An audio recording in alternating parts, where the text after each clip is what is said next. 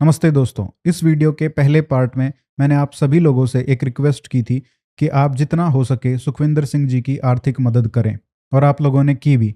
तो उसके लिए मैं आपको तहे दिल से धन्यवाद देना चाहता हूं। दोस्तों, ऐसी अपील मैंने आज तक किसी के लिए नहीं की थी, लेकिन सुखविंदर जी की स्टोरी ऐसी है कि मैं अपने आप को रोक नहीं पाया। दोस्तों, मेरी सुखविंदर जी से भी बात हुई और उन्होंने भी ये बोला है कि जिन लोगों ने भी उनकी इस मुश्किल समय में मदद की है, उन सभी को मैं धन्यवाद बोलूं। दोस्तों, अभी उनके पास इतना पैसा आप लोगों ने भेजा है कि 4-5 महीने तक उनके घर का खर्चा आराम से चल सकता है। लेकिन मैं चाहता हूं कि हम उनकी इतनी मदद कर सकें कि अगले 1-2 साल तक कम से कम उनको पैसे की चिंता ना हो। इसीलिए ये मदद का सिलसिला रुकना नहीं चाहिए।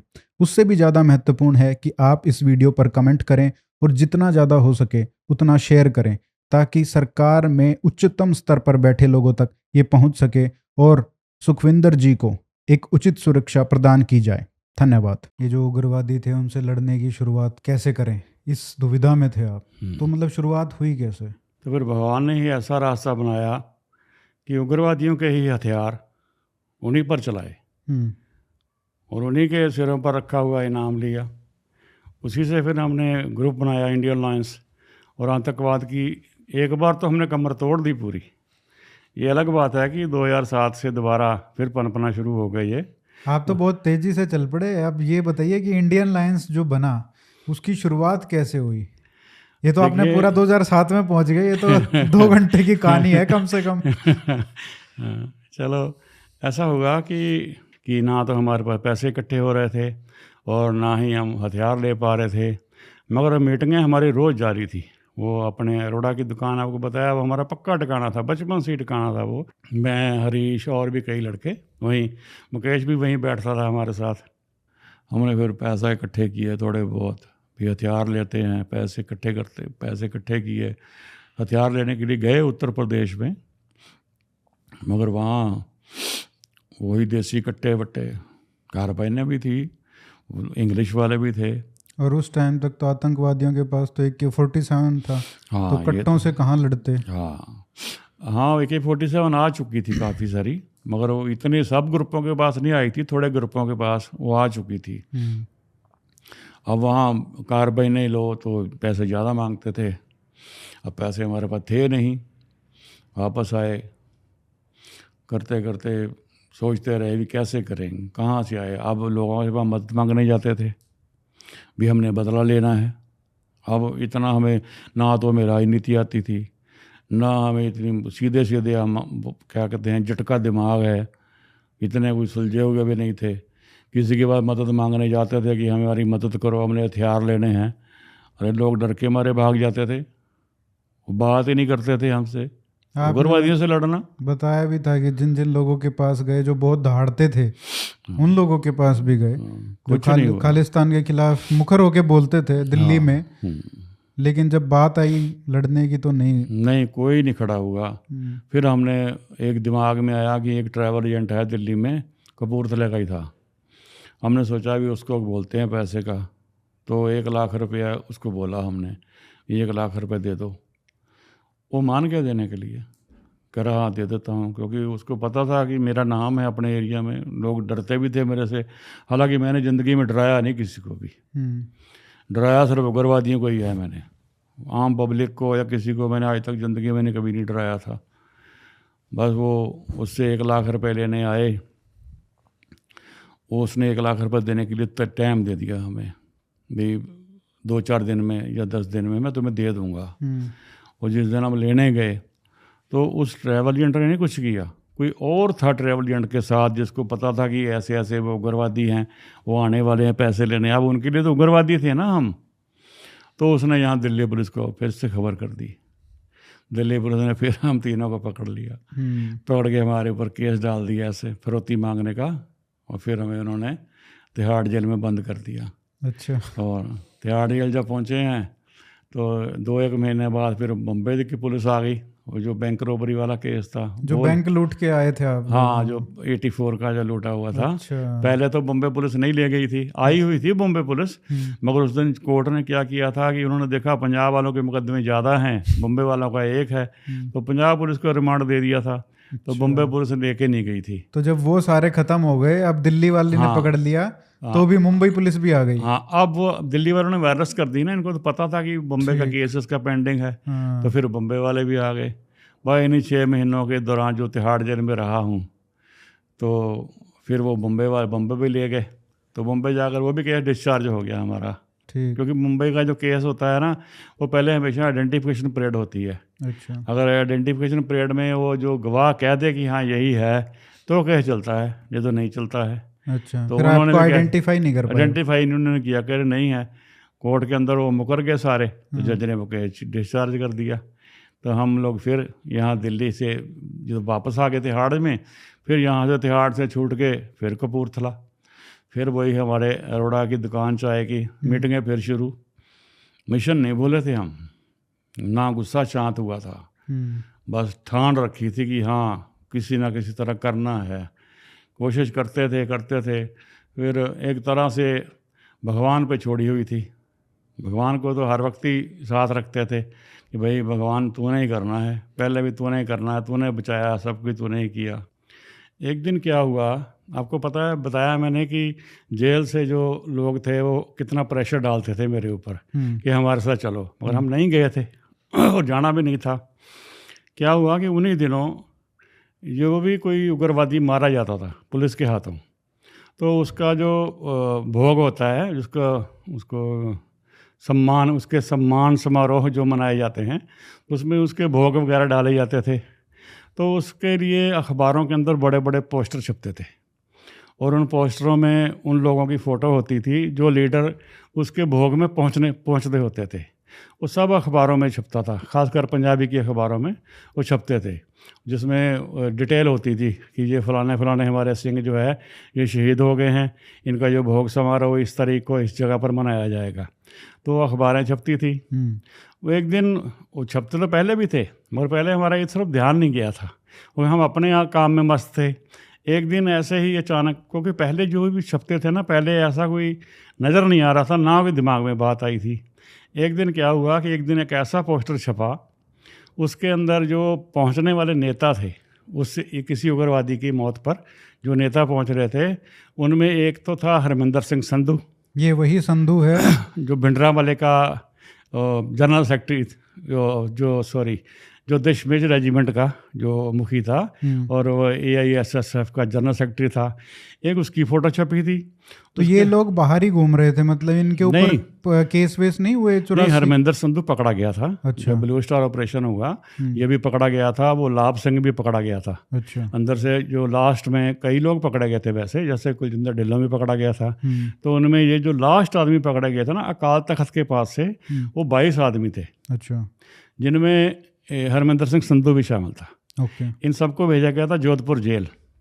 तो 5 साल बाद इनको सबको जोधपुर जेल से रिहा कर दिया गया था, क्योंकि लाभ सिंह तो भाग गया था पहले ही जलंधर से आकर, उसको छुड़वा लिया था उग्रवादियों ने। 8 पुलिस वालों का मर्डर करके जलंधर कोर्ट से उसको छुड़वा दिया था। वो बाहर आकर वो बन गया था खालिस्तान कमांडो फोर्स का चीफ जनरल। जो हरमिंदर संधू था वो 5 साल बाद छूटा था। अच्छा। वो छूटने के बाद पंजाब में जब आया था, तो वो भी उन भोग समारोह में जाना शुरू हो गया था। अभी हरमिंदर संधू समझ लो 1 आध हफ्ते पहले छूटा था, तो वो भी किसी सम्मेलन में जा रहा था।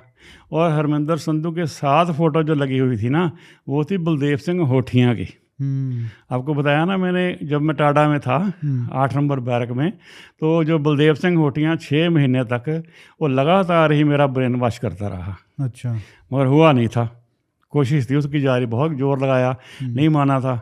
मगर इस बार उसकी फ़ोटो देखकर बलदेव सिंह होठियाँ की और संधू की, बस वो दिमाग में एक, समझ लो भगवान ने एक प्लान ही बना दिया। भैया अब इनको मारना है तो इनके अंदर जाना पड़ेगा, इन्हीं के हथियार लेंगे, इन्हीं को मारेंगे। ये दिमाग में मेरे प्लान बन गया। फिर मैंने वो दोस्तों से बात की, मैं कहा भाई ये रास्ता है, मैं जाऊंगा इनके बीच, क्योंकि ये तो मुझे बहुत सालों से कह रहे हैं हमारे बीच आओ, हमारे ग्रुप में आओ, मगर मैं गया नहीं हूँ कभी। मगर अब मुझे लगता है कि इनके अंदर जाकर इनके पूरे भेद निकालेंगे, इन्हीं के हथियार लेंगे, इन्हीं से मारेंगे। दोस्त तो सारे डर गए, क्योंकि उन्होंने ज़िंदगी में ये सब कुछ देखा तो था नहीं। अब वो मेरे साथ चले तो हुए थे सारे, भी चलो जी करते हैं, मगर उनको पता उनको भी नहीं था पता मुझे भी नहीं था, मगर अब भगवान ने रास्ता बना दिया एक होठियाँ की फ़ोटो देखकर। तो उन्हीं दिनों ये बटाला के पास वो है बाबा बकाला के पास एक ग्राउंड है, वहाँ कोई उग्रवादी मारे गए थे 2-3, तो उनका ये एक समारोह मनाया जा रहा था। तो उसको दिमाग में मेरे आ चुकी थी। फिर मैंने खुद नहीं जाना था, एक लड़के को भेजा वहाँ चिट्ठी देकर कि जाओ ये आदमी स्टेज पर आएगा, क्योंकि वो फेडरेशन का बड़ा लीडर था। संधू, जैसे संधू बड़ा लीडर था ऐसे होठियाँ भी बड़ा लीडर था। वो चिट्ठी पहुँच गई उसके पास, तो होठियाँ ने उसको कहा कि वो सुखविंदर को कहो वहाँ आ जाए। उसको एड्रेस दे दिया हरमिंदर सिंह संधू की कोठी का, वहाँ पहुँच जाओ। बस मैं पहुँच गया वहाँ पर, हरमिंदर सिंह संधू कोठी। हरमिंदर सिंह संधू जो था, हम एक दूसरे को भाई शक्ल तो पहले ही जानते थे, क्योंकि गुरु रामदास राम में उसका भी आना जाना था, क्योंकि फेडरेशन के लड़के वहाँ रहते थे, आता जाता था। वो मुझे भाई फेस तो जानते थे हम, बस ऐसे ही था कि नमस्ते, सत श्री अकाल जी बाबा, सत श्री अकाल। इससे ज़्यादा बातचीत नहीं हुई थी संधू से मेरी तब 84 के अंदर। मगर अब मुझे होठियाँ के पास जाना था, तो होठियाँ ने मुझे संधू से मिलवा दिया। संधू ने मुझे देखा, वो पहचान तो गया कि ये वही आदमी है। और उनको मेरे ऊपर कोई शक वाली बात ही नहीं थी, क्योंकि होठियाँ तो पहले ही इतना जोर लगा चुका था मेरे ऊपर। होठियाँ ने फिर, अरे काका आए ना फिर आखिर इधर ही आए ना फिर। मैं तब कह रहा था, मैं अब उनको मैंने क्या कहा, यार पुलिस बड़ा परेशान कर रही है। वो कहते हैं कि मुखबर बनो, क्योंकि होठियाँ जो था इतने महीने उसके बाद जब बातचीत होती थी, तो होठियाँ को मैंने बताया था कि भाई देख, तुम लोग कहते हो इधर चलो, इधर वो बाहर पुलिस वाले कहते हैं इधर चलो, मैं उधर भी नहीं गया हूँ, इधर भी नहीं गया हूँ। तो वो कहता था उनको छोड़ो, हमारे साथ चलो। तो अब मैं कहा देख ले भैया, अब एंड हो गया है, तो अब मैं आ गया हूँ। कह रहा ठीक है जी, खालिस्तान जिंदाबाद। हमने भी कह दिया खालिस्तान जिंदाबाद, भी मूवमेंट खालिस्तान की चलाएंगे। बस फिर संधू के पास ही फिर मुझे उसने ठहरा दिया। फिर आपको क्या काम दिया उन्होंने? काम में फिर संधू के साथ, जैसे अच्छा आज रात कोई सोए, अगले दिन सुबह उठे तो संधू ने पूछा काके गाड़ी चलानी आती है? मैं कहा हाँ जी आती है, चलो चलाओ गाड़ी। मैंने उसकी गाड़ी में बैठ गया, गाड़ी चलाई है। अच्छा, तो ड्राइवर बन गया आप? मैं उसका ड्राइवर बन गया। ठीक। भाई आज वहाँ किसी की मौत हो गई है, वहाँ जा रहे हैं, आज वहाँ होगी, वहाँ जा रहे हैं। बस ऐसे उसके साथ पंजाब में घूमना शुरू कर दिया। जहाँ जहाँ भी ये भोग समारोह होते थे, संधू वहाँ जाता ही जाता था। बुलाया जाता था उसको स्पेशल, भी यहाँ आना है। और ये अपना खालिस्तान का प्रचार करते थे, भी सिख कौम गुलाम है, खालिस्तान बनाना है हमें। और संधू क्या कर रहा था कि संधू के पास एक डायरी रखी हुई थी। संधू जिस भी भोग समारोह में जाता था ना, जब वो भोग वगैरह पड़ जाता था, तो फिर वहाँ गांव का जैसे कोई सरपंच कह लो, या जो भी उनका मोहरी आदमी, जो जिसने ये समारोह वगैरह जो क्या कहते हैं, ऑर्गेनाइज़र, हाँ ऑर्गेनाइज़र, उसके घर में जाते थे। तो खाना वाना या बैठ के चाय वाली पीनी, तो वहाँ जो संधू था उन सबके नाम नोट करता रहता था। अच्छा। क्योंकि संधू के मन में थी बात कि हमें खालसा पंचायत बनानी है। ये क्या है? खालसा पंचायत थी एक तरह की पैरेलल गवर्नमेंट खड़ी करनी। संधू के दिमाग में थी ये प्लानिंग, पहले ही सोच के आया था वो जेल से कि मुझे ये करना है। अब पढ़ा लिखा तो था ही। अब वहाँ उग्रवादी भी मिलते थे संधू को, जो क्योंकि डरते वरते नहीं थे ना लड़के, हथियार खुले होते थे। अब जहाँ हज़ारों की भीड़ है, वहाँ अगर 10 पुलिस वाले हैं भी, वो सिविल में भी है, तो किसी की हिम्मत तो होती नहीं थी। बड़े बड़े जो उग्रवादी थे कई बार वो भी आ जाते थे, स्टेज पर चढ़ के अपना प्रचार करते थे। अच्छा। कई बार वो खुद नहीं भी आते थे, उनकी चिट्ठियाँ आ जाती थी जो वहाँ पढ़ी जाती थी, जो श्रद्धांजलि देने के लिए कि आज फलाने जनरल की चिट्ठी आ गई, आज फलाने की चिट्ठी आ गई। तो ये सिलसिला चलता रहा ऐसे ही। जैसे कश्मीर में जब इस तरीके के जलसे होते थे, जो कोई आतंकवादी मर जाए तो वहाँ पे भाषण दिया जाता था, और एक तरीके से वो टूल बन गया था रिक्रूटमेंट का, कि जो नए आतंकवादी हैं वहाँ पे स्पीच दे के जो उनको और उकसा के कि ये देखो ये मार दिया, और लोग मतलब एक को मारो 5 और आ जाते थे। बिल्कुल। तो बिल्कुल, क्या वो पंजाब में भी वही हो रहा? बिल्कुल बिल्कुल सेम। अच्छा। यही था सब कुछ। पंजाब में भी ऐसे यहीं से रिक्रूटमेंट होती थी इनकी। अब हज़ारों की भीड़ इकट्ठी होती थी, नेता सड़के स्टेज पर भाषण देते थे गर्मा गर्म। अब इधर भी जवानी खून गर्म था, और एक बेरोजगारी भी मूवमेंट चल रही थी, हथियारों की कमी नहीं थी, पाकिस्तान से धड़ाधड़ हथियार आ रहे थे। तो ये जो सब लीडर थे, ये एक तरह का पुल बन गए थे उनको हथियार देने, उनको आगे उग्रवादियों तक पहुंचाना, पनाह देनी, सारा कुछ वहाँ से ये सब चलता था। अब संधू के साथ मैं ऐसे ही घूमता रहा, उसकी वो बनती रही, जो लिस्ट बनती थी वो खालसा पंचायतों की। खालसा पंचायत का जो एजेंडा ये था कि हर गांव में 5-5 लोगों की पंचायत बनाएंगे, खालसा पंचायत। और जो गांव के जो झगड़े होंगे किसी भी गांव का, वो थाने नहीं जाएगा, पुलिस स्टेशन नहीं जाएगा, वो थाने, वो जो खालसा पंचायत बनेगी वो उस पंचायत में निपटारा होगा उस केस का। मतलब थाने का ख़त्म हो गया मामला, और जो मामले वहाँ से नहीं निपटेंगे उस खालसा पंचायत से, वो आएंगे अकाल तख्त पर। अच्छा, अब ये देख लो, जिस दिन संधू छूटा था ना, नाभे जेल से पहले वहाँ से जोधपुर से नाभा जब पटियाला आया था, वहाँ से देखो अमृतसर तक बहुत लंबा जुलूस था इसके स्वागत के लिए, क्योंकि भिंडरा वाले के साथ का था ये बिल्कुल। तो मतलब एक तरह से ये क्या कहते हैं, स्टार बन गया था। स्टार बन गया था, मतलब पूरा वो बड़ा नेता बन गया था। बस ये जो खालसा, एक दिन मैंने वो ये जो जब इसने सारी प्लान बताया कि खालसा पंचायतें ऐसी ऐसी होनी है सब कुछ, तो एक दिन मैंने उसको कहा भी मजाक में ही, जैसे कहा कि संधू साहब आप तो कह रहे हो 5-5 खालसे, आप जो जिसको गुरु खालसा कहते हैं या जिसको गुरबाणी खालसा कहती है, मुझे तो कोई नज़र नहीं आया ऐसा जिसको हम खालिस कह सकें। वो तो आम लोग ही हैं। खालिस मतलब प्योर, प्योर, जिसके अंदर मतलब इंसानियत हो, है ना। यहाँ तो सब वो मार धाड़ वाले ही हैं, नफरत है, हिंदुओं से तो नफरत सबसे पहले नंबर के ऊपर है। वो संधू कह रहा है कोई बात नहीं, धीरे धीरे हो जाएगा, मूवमेंट चल पड़ेगी। अभी जो जिन जिन लोगों ने कृपाने पहन रखी है ना, 5 ककार वाले, अब वो पहले उनको बनाएंगे, पंचायत उनकी बना देंगे। तो फिर बात हुई, मैं कहा भी आपने जो वहाँ फैसले नहीं होंगे पंचायतों में, आपने कहा कि वो अकाल तख्त पे आएंगे। तो अकाल तख्त के तो उस वक्त 3 जत्थेदार थे, मगर तीनों ही भगौड़े थे। अच्छा। एक भी नहीं था, हाँ जत्थेदार तो कोई था ही नहीं, घोषित कर रखे थे। एक तो जत्थेदार गुरबचन सिंह मानोचाल को घोषित कर रखा था, वो BTF का भिंडरावाला टाइगर फोर्स का मुखी था, वो फरार। एक वो जो जसबीर सिंह रोडे को बना रखा था, भिंडरावाले के भतीजे को, उसकी जगह पर एक्टिंग जत्थेदार बना रखा था गुरदेव सिंह कौंके, वो भी फरार। ऐसे एक और था, 3 जत्थेदार। मैं कहा संधू साहब वो जत्थेदार तो तीनों ही नहीं है वहाँ पर। फिर तो संधू बोला कोई बात नहीं, अपनी कोठी पर आ जा करेंगे फैसला।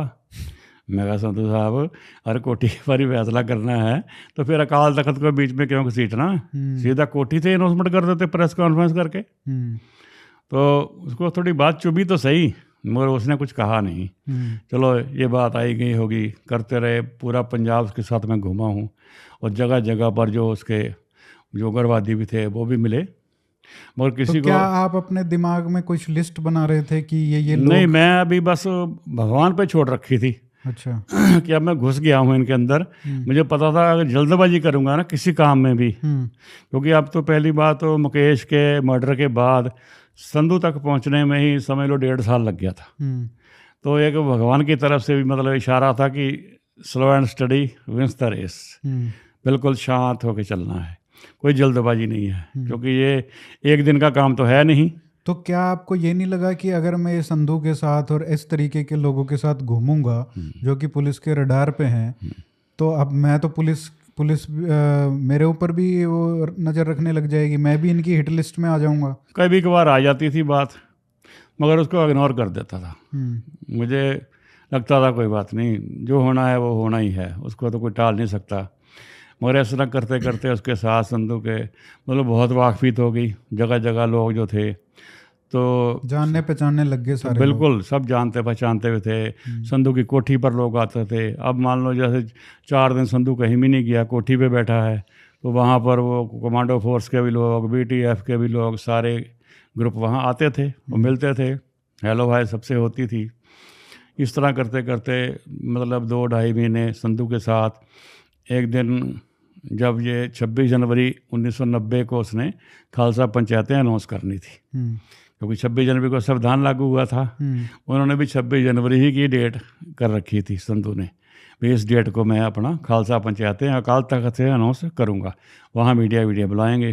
23 जनवरी को मेरी वो सिक्स सेंस जो है ना, जो आपने अभी मुझे कहा कि आपको डर नहीं लगा, वो 23 जनवरी को मेरे दिमाग में वो बात आई है कि यार 26 तारीख को इसने खालसा पंचायतें अनाउंस करनी है, और जो काम करने का ढंग होता है पुलिस का, वो हम इतनी देर पुलिस के अंदर ही तो धक्के खा रहे थे सब, जेल में पुलिस देखा तो था कि अगर किसी ने को कॉल दे दी किसी ने भी किसी तरह की, तो पुलिस सबको गिरफ्तार कर लेती है थानों के अंदर। जैसे किसी ने कह दिया जी पंजाब बंद या ये मांग ये धरना, तो पुलिस पहले पकड़ लेती है उनको। 23 को फिर मैंने संधू को कहा, मैं संधू भाजी ऐसा है कि मुझे जो लगता है और जो इनका काम करने का ढंग है गवर्नमेंट का, वो आपको ऐसे पैरेलल गवर्नमेंट अनाउंस नहीं करने देगी, क्योंकि एक बार अनाउंस होगी तो फिर होगी।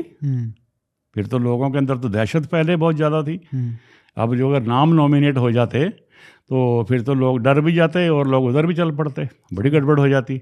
तो मुझे लगा कि गवर्नमेंट इसको करने नहीं देगी। मैं कहा संधू भाजी मुझे लगता है कि आपको ये खालसा पंचायतें गवर्नमेंट अनाउंस नहीं करने देगी और आपको गिरफ्तार करेगी। तो मैं कहा संधू साहब अगर आपको गिरफ्तार कर लिया आप तो हफ्ते 10 दिन में छूट जाओगे, अगर मैं आपके साथ पकड़ा गया ना तो गड़बड़ हो जाएगी। पता नहीं मुझे कब छोड़ें, पता नहीं मार दें, कुछ भी हो सकता है। तो इसलिए मैं जा रहा हूँ 23 तारीख को ही मैं जा रहा हूँ। मैं आपको अभी 26 जनवरी शाम तक का माहौल देखूँगा। अगर तो आपकी खालसा पंचायतें अनाउंस हो गई और आप घर पे हुए तो मैं यहीं आ जाऊँगा। अगर बाई चांस आपको गिरफ्तार कर लिया तो फिर जिस दिन आप जेल से छूटोगे मैं उस दिन आऊँगा। अब मैं जा रहा हूँ। संधू कह रहा ठीक है कोई बात नहीं। बस संधू से निकला हूँ मैं। बलदेव सिंह होठियाँ जो है अमृतसर से ही कोई 6-7 किलोमीटर या 8 किलोमीटर दूर एक छेहटा गांव पड़ता है, क्योंकि उसका कमरा था उसका होठियाँ का, वो मुझे मालूम था। तो मैं फिर सीधा होठियाँ के पास चला गया। होठियाँ के पास चला गया, बस रात वहीं सोया हूँ मैं।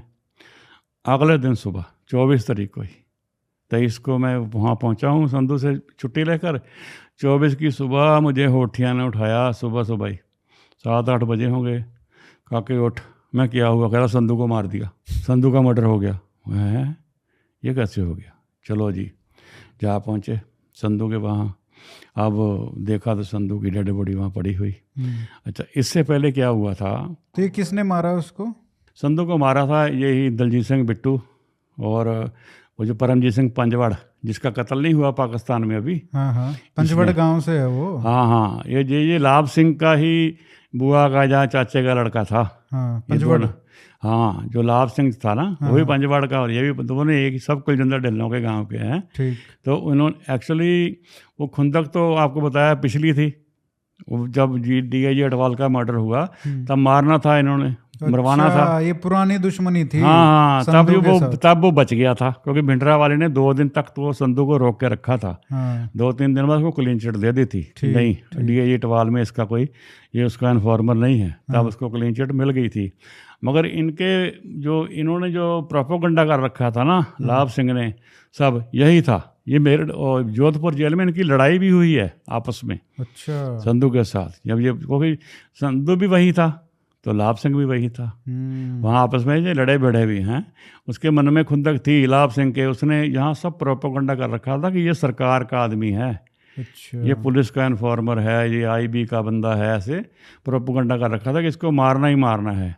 अब लाभ सिंह का इनकाउंटर हो गया। असल में इनकाउंटर नहीं हुआ, लाभ सिंह को तो जहर दे दी एक औरत ने। वो अच्छा। हाँ उन्हीं दिनों ना संधू ने मेरे से बात की। संधू असल में जो जिंदा सुक्खा थे ना, जो जनरल वैद्या थे हमारे फौज के, उनका मर्डर किया था उन्होंने पुणे के अंदर। पुणे में हाँ। जो लुधियाना की 5 करोड़ 70 लाख की बैंक डकैती हुई थी उसमें भी वो शामिल थे। ये सारा गैंग था। ललित माकन का मर्डर भी इन्होंने ही किया था। अच्छा। और दिल्ली में एक धर्मदास शास्त्री था, उसका मर्डर भी किया था। ये इल्ज़ाम था कि इन्होंने जो सिख कत्लेआम हुआ दिल्ली में, जैसे जगदीश टाइटलर का नाम था, भगत का नाम था, उनमें इनके नाम थे। एक धर्मदास शास्त्री और ललित माकन, दोनों का मर्डर हुआ था। हाँ, एक और हुआ था, अर्जुन दास, वो भी ऐसे एमएलए वगैरह या कुछ था। ये तीनों बड़े लीडर थे, कांग्रेस के ही थे। ठीक। इनके मर्डर में जिंदा सुक्खा शामिल थे। ये सारे लोग इकट्ठे, सारा ग्रुप था। ये सारे केसीएफ के थे, खालिस्तान कमांडो फोर्स के। जो दलजीत सिंह बिट्टू है, इसने अपनी अलग से एआईएसएसएफ बना ली थी। अच्छा। और उसका ये प्रधान था अपना, ये अपना बना हुआ था। और commando force, Khalistan commando force का लाभ सिंह था। उसका वो लाभ सिंह था। अब इन दिनों इन्होंने क्या किया था कि पहले ये सब लोग इकट्ठे हो गए थे। अब ये AISSF, Khalistan liberation force, Khalistan commando force और बब्बर खालसा, ये सारे ग्रुप इकट्ठे हो गए थे। ठीक। इन्होंने एक डॉक्टर सोहन सिंह करके हुआ है, वो कोई बुजुर्ग था, उसके अंडर मतलब ये 4 जथेबंदियाँ इकट्ठी हो गई थी और ये इकट्ठे सारा काम करते थे। पहले तो बब्बर खालसा ने, जब वो ब्लू स्टार से पहले थे वहाँ पर, तब तो निरंकारियों के अलावा किसी को उन्होंने मारा नहीं था। मगर जब ये सब लोग इकट्ठे हुए तो तब तो उन्होंने फिर बम ब्लास्ट भी किए और कई कुछ किया, और उनके नाम से जिम्मेवारियाँ छपती रही सबकी भी, हाँ हमने मारा है। और जहाँ भी कोई कांड करते थे उसकी ये जिम्मेवारी लेते थे। तो ये लाभ सिंह कब मरा और कैसे मरा? लाभ सिंह मरा था, लाभ सिंह एक्चुअली ये था अय्याश आदमी। अच्छा। ये जब हरमंदर साहब में जब ये गए हैं ये लोग अपने हथियार लेकर, उससे पहले ही ये बस स्टैंड चौकी पर ड्यूटी थी इसकी। तो बस स्टैंड चौकी पर ये पुलिस वाला था ना? ये पुलिस वाला था। तो ये थे अय्याश। तो कोई ना कोई लड़की इधर उधर से कोई मिल जाती थी इनको। तो बस स्टैंड के सामने एक होटल है, उसका नाम था जीत होटल। अच्छा। तो जीत होटल में पक्का एक कमरा ले रखा था। तो कोई लड़की कहीं ना कहीं से कोई रात को मिल गई, सुबह मिल गई, या कोई क्या कहते हैं उसको कॉल गर्ल मिल गई, या जो भी कोई इनके साथ जो फंस गई, उसको जो उस होटल में ले जाते थे। वो जो जब पुलिस ने लाभ सिंह को ढूंढना शुरू किया ना, तो लाभ सिंह ने भी बहुत कांड कर दिए थे ना। एक तो वो खुद भागा 8-9 पुलिस वालों को मारने के बाद। एक उसने जो अपना डीजीपी था जेएफ रोबेरियो, उसके ऊपर भी अटैक किया लाभ सिंह ने। अच्छा, रिबेरो पे भी किया था? बिल्कुल बिल्कुल, पीएपी के अंदर था। तो ये डीएसपी की वर्दी पहन के डीएसपी बनकर एलएमजी लेकर पूरी गार्ड के साथ गया था अंदर। इसने फायरिंग की थी जेएफ रोबेरियो के ऊपर। अच्छा। ओ हाँ, जो 5 करोड़ 70 लाख की बैंक डकैती थी, उसमें भी लाभ सिंह ही था मेन। अच्छा। जो क्योंकि पुलिस का तो पता था, सारी ट्रेनिंग थी इसको। हाँ, ट्रेनिंग थी। और भिंडरा वाले का भी एकदम खास था। तो जो पुलिस थी ना, पुलिस ने लाभ सिंह को बड़ा ढूंढा। लाभ सिंह का कोई रास्ता नहीं मिल रहा था। बस किसी पुलिस वाले का दिमाग काम कर गया, वो पुराने ठिकाने में पहुंच गया लाभ सिंह के। वो अमृतसर पुलिस चौकी के सामने जीत होटल से रिकॉर्ड निकलता एक हुशियारपुर के पास गांव है खुड्डा। वो खुड्डा पिंड की एक औरत थी। अच्छा। वो लाभ सिंह के साथ वो वहाँ मिलती थी उसको होटल में आकर। अच्छा। पुलिस को उस औरत का पता चल गया, तो पुलिस ने सारा वो भेद, आपको पता पुलिस तो निकाल लेती सब कुछ। पुलिस को पता लग गया कि उस गांव में आता जाता है। तो पुलिस वालों ने क्या किया, पुलिस वाले एक दिन ये उग्रवादियों का भेष बनाकर, ऐसे ही मतलब उनके तरसा रूप रंग कपड़े पहन के, बंदूकें लेकर, गन्नों के ऊपर झंडी लगा के, केसीएफ की, खालिस्तान कमांडो फोर्स, ये रात को 8-10 जने थे वो पुलिस वाले, ये उस औरत के घर चले गए। अच्छा। भी खाना खिलाओ। अब पंजाब में तो ऐसे ही चलता था, उग्रवादी जिसके मर्जी घर घुस जाते थे, खाना तो वो खिलाते थे, खिलाना ही पड़ता था। अब जिसके घर 10 आदमी चले गए खाएंगे। तो वहाँ ये जब खाना वाना खिलाने लगी उसको, तो लाभ सिंह जो पुलिस अफसर था वहाँ, उसने किसी ने ऐसे ही मतलब कह दिया कि जनरल साहब नहीं आए। बस वो सवाल ही ऐसा था कि एकदम से उसके मुंह से जवाब निकला, अभी पता नहीं कल आना है या परसों आना है या कल आए थे, ऐसा कोई मतलब जवाब निकला, जिससे ये पता लग गया कि कन्फर्म हो गया। तो पुलिस आ गई फिर अपने भेष में। वो यार था पुलिस बोल। अच्छा, वहाँ 1 करोड़ रुपया रखा हुआ था लाभ सिंह के ऊपर? लाभ सिंह नहीं, उसके घर पे। अच्छा। जो 5 करोड़ 70 लाख रुपए लूटे थे ना, उसमें से 1 करोड़ रुपए लाभ सिंह ने उस औरत के ही घर रखे हुए थे। अच्छा। हाँ, जो खुड्डा पिंड वाली लड़की थी, औरत जो थी। तो बस जब पुलिस आ गई अपने रंग में, तो पुलिस ने कहा भी चलो। अब वो तो पुलिस के पैरों में पड़ गए।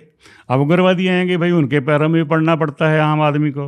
पुलिस आएगी तो उनके भी पैर पकड़ने पड़ते हैं। आम आदमी क्या करेगा। बस पुलिस ने फिर उसको कहा, अगर तू उसको पकड़वा देगी तो फिर हम तुम्हें छोड़ देंगे।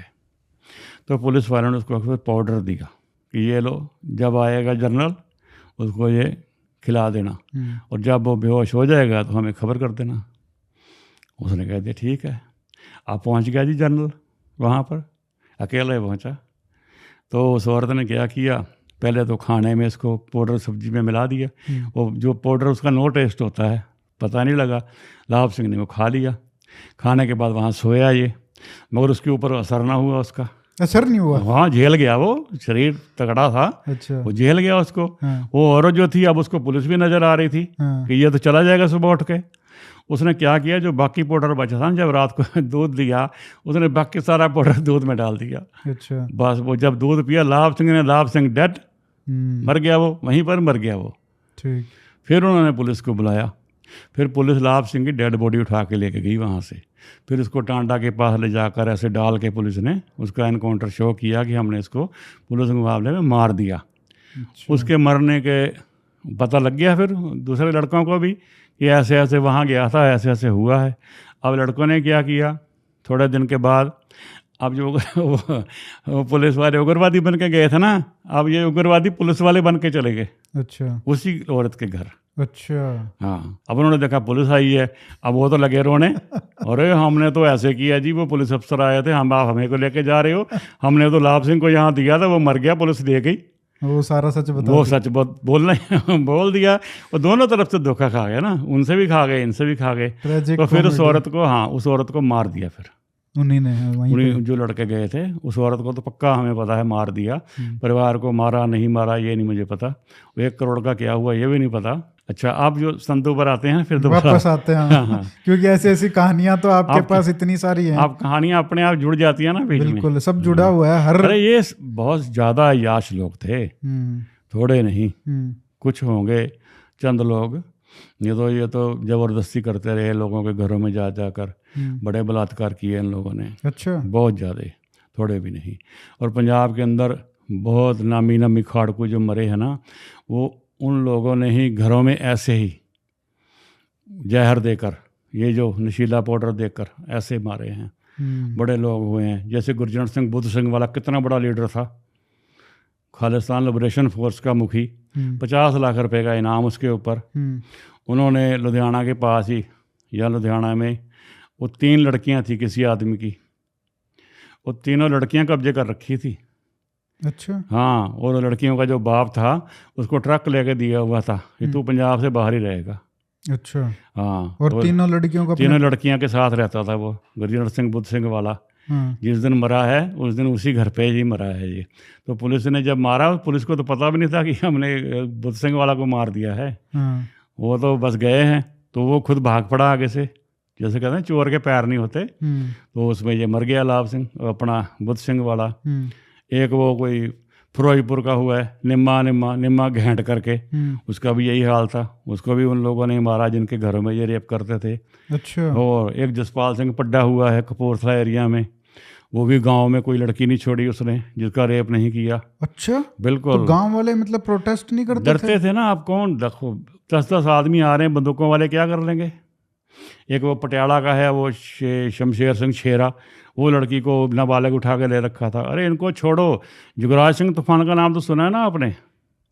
जुगराज सिंह उर्फ तूफान सिंह तूफान, कितना नामी आदमी था जिसको बड़ा अच्छा समझते हैं ये। उसने भी ज़बरदस्ती शादी की थी एक लड़के के साथ, और उसने शादी की थी, बाद में उसको भी मार दिया उन लोगों ने। फिर जो जसपाल सिंह पड्डा था, इसका भी यही हाल था, ये छोड़ता नहीं था किसी को भी। तो इस दिन भी ये गांव में किसी लड़की के घर में गया। एक घर में थोड़ी, सब में चले जाते थे, जहाँ जहाँ भी कोई गरीब है या कोई कमज़ोर है या कोई जो, अब बंदूक के सामने तो कमज़ोर ही पड़ जाते हैं सारे। तो किसी दिन जैसे इस घर में भी आ रहे हैं, उस घर में भी जा रहे हैं, उसमें भी जा रहे हैं। तो एक दिन जिस घर में जाते थे उसमें वो दूसरे घर में गए, उसने देख लिया, वो सीधा गया पुलिस के पास। तो फिर आ गई पुलिस, चारों तरफ घेर लिया।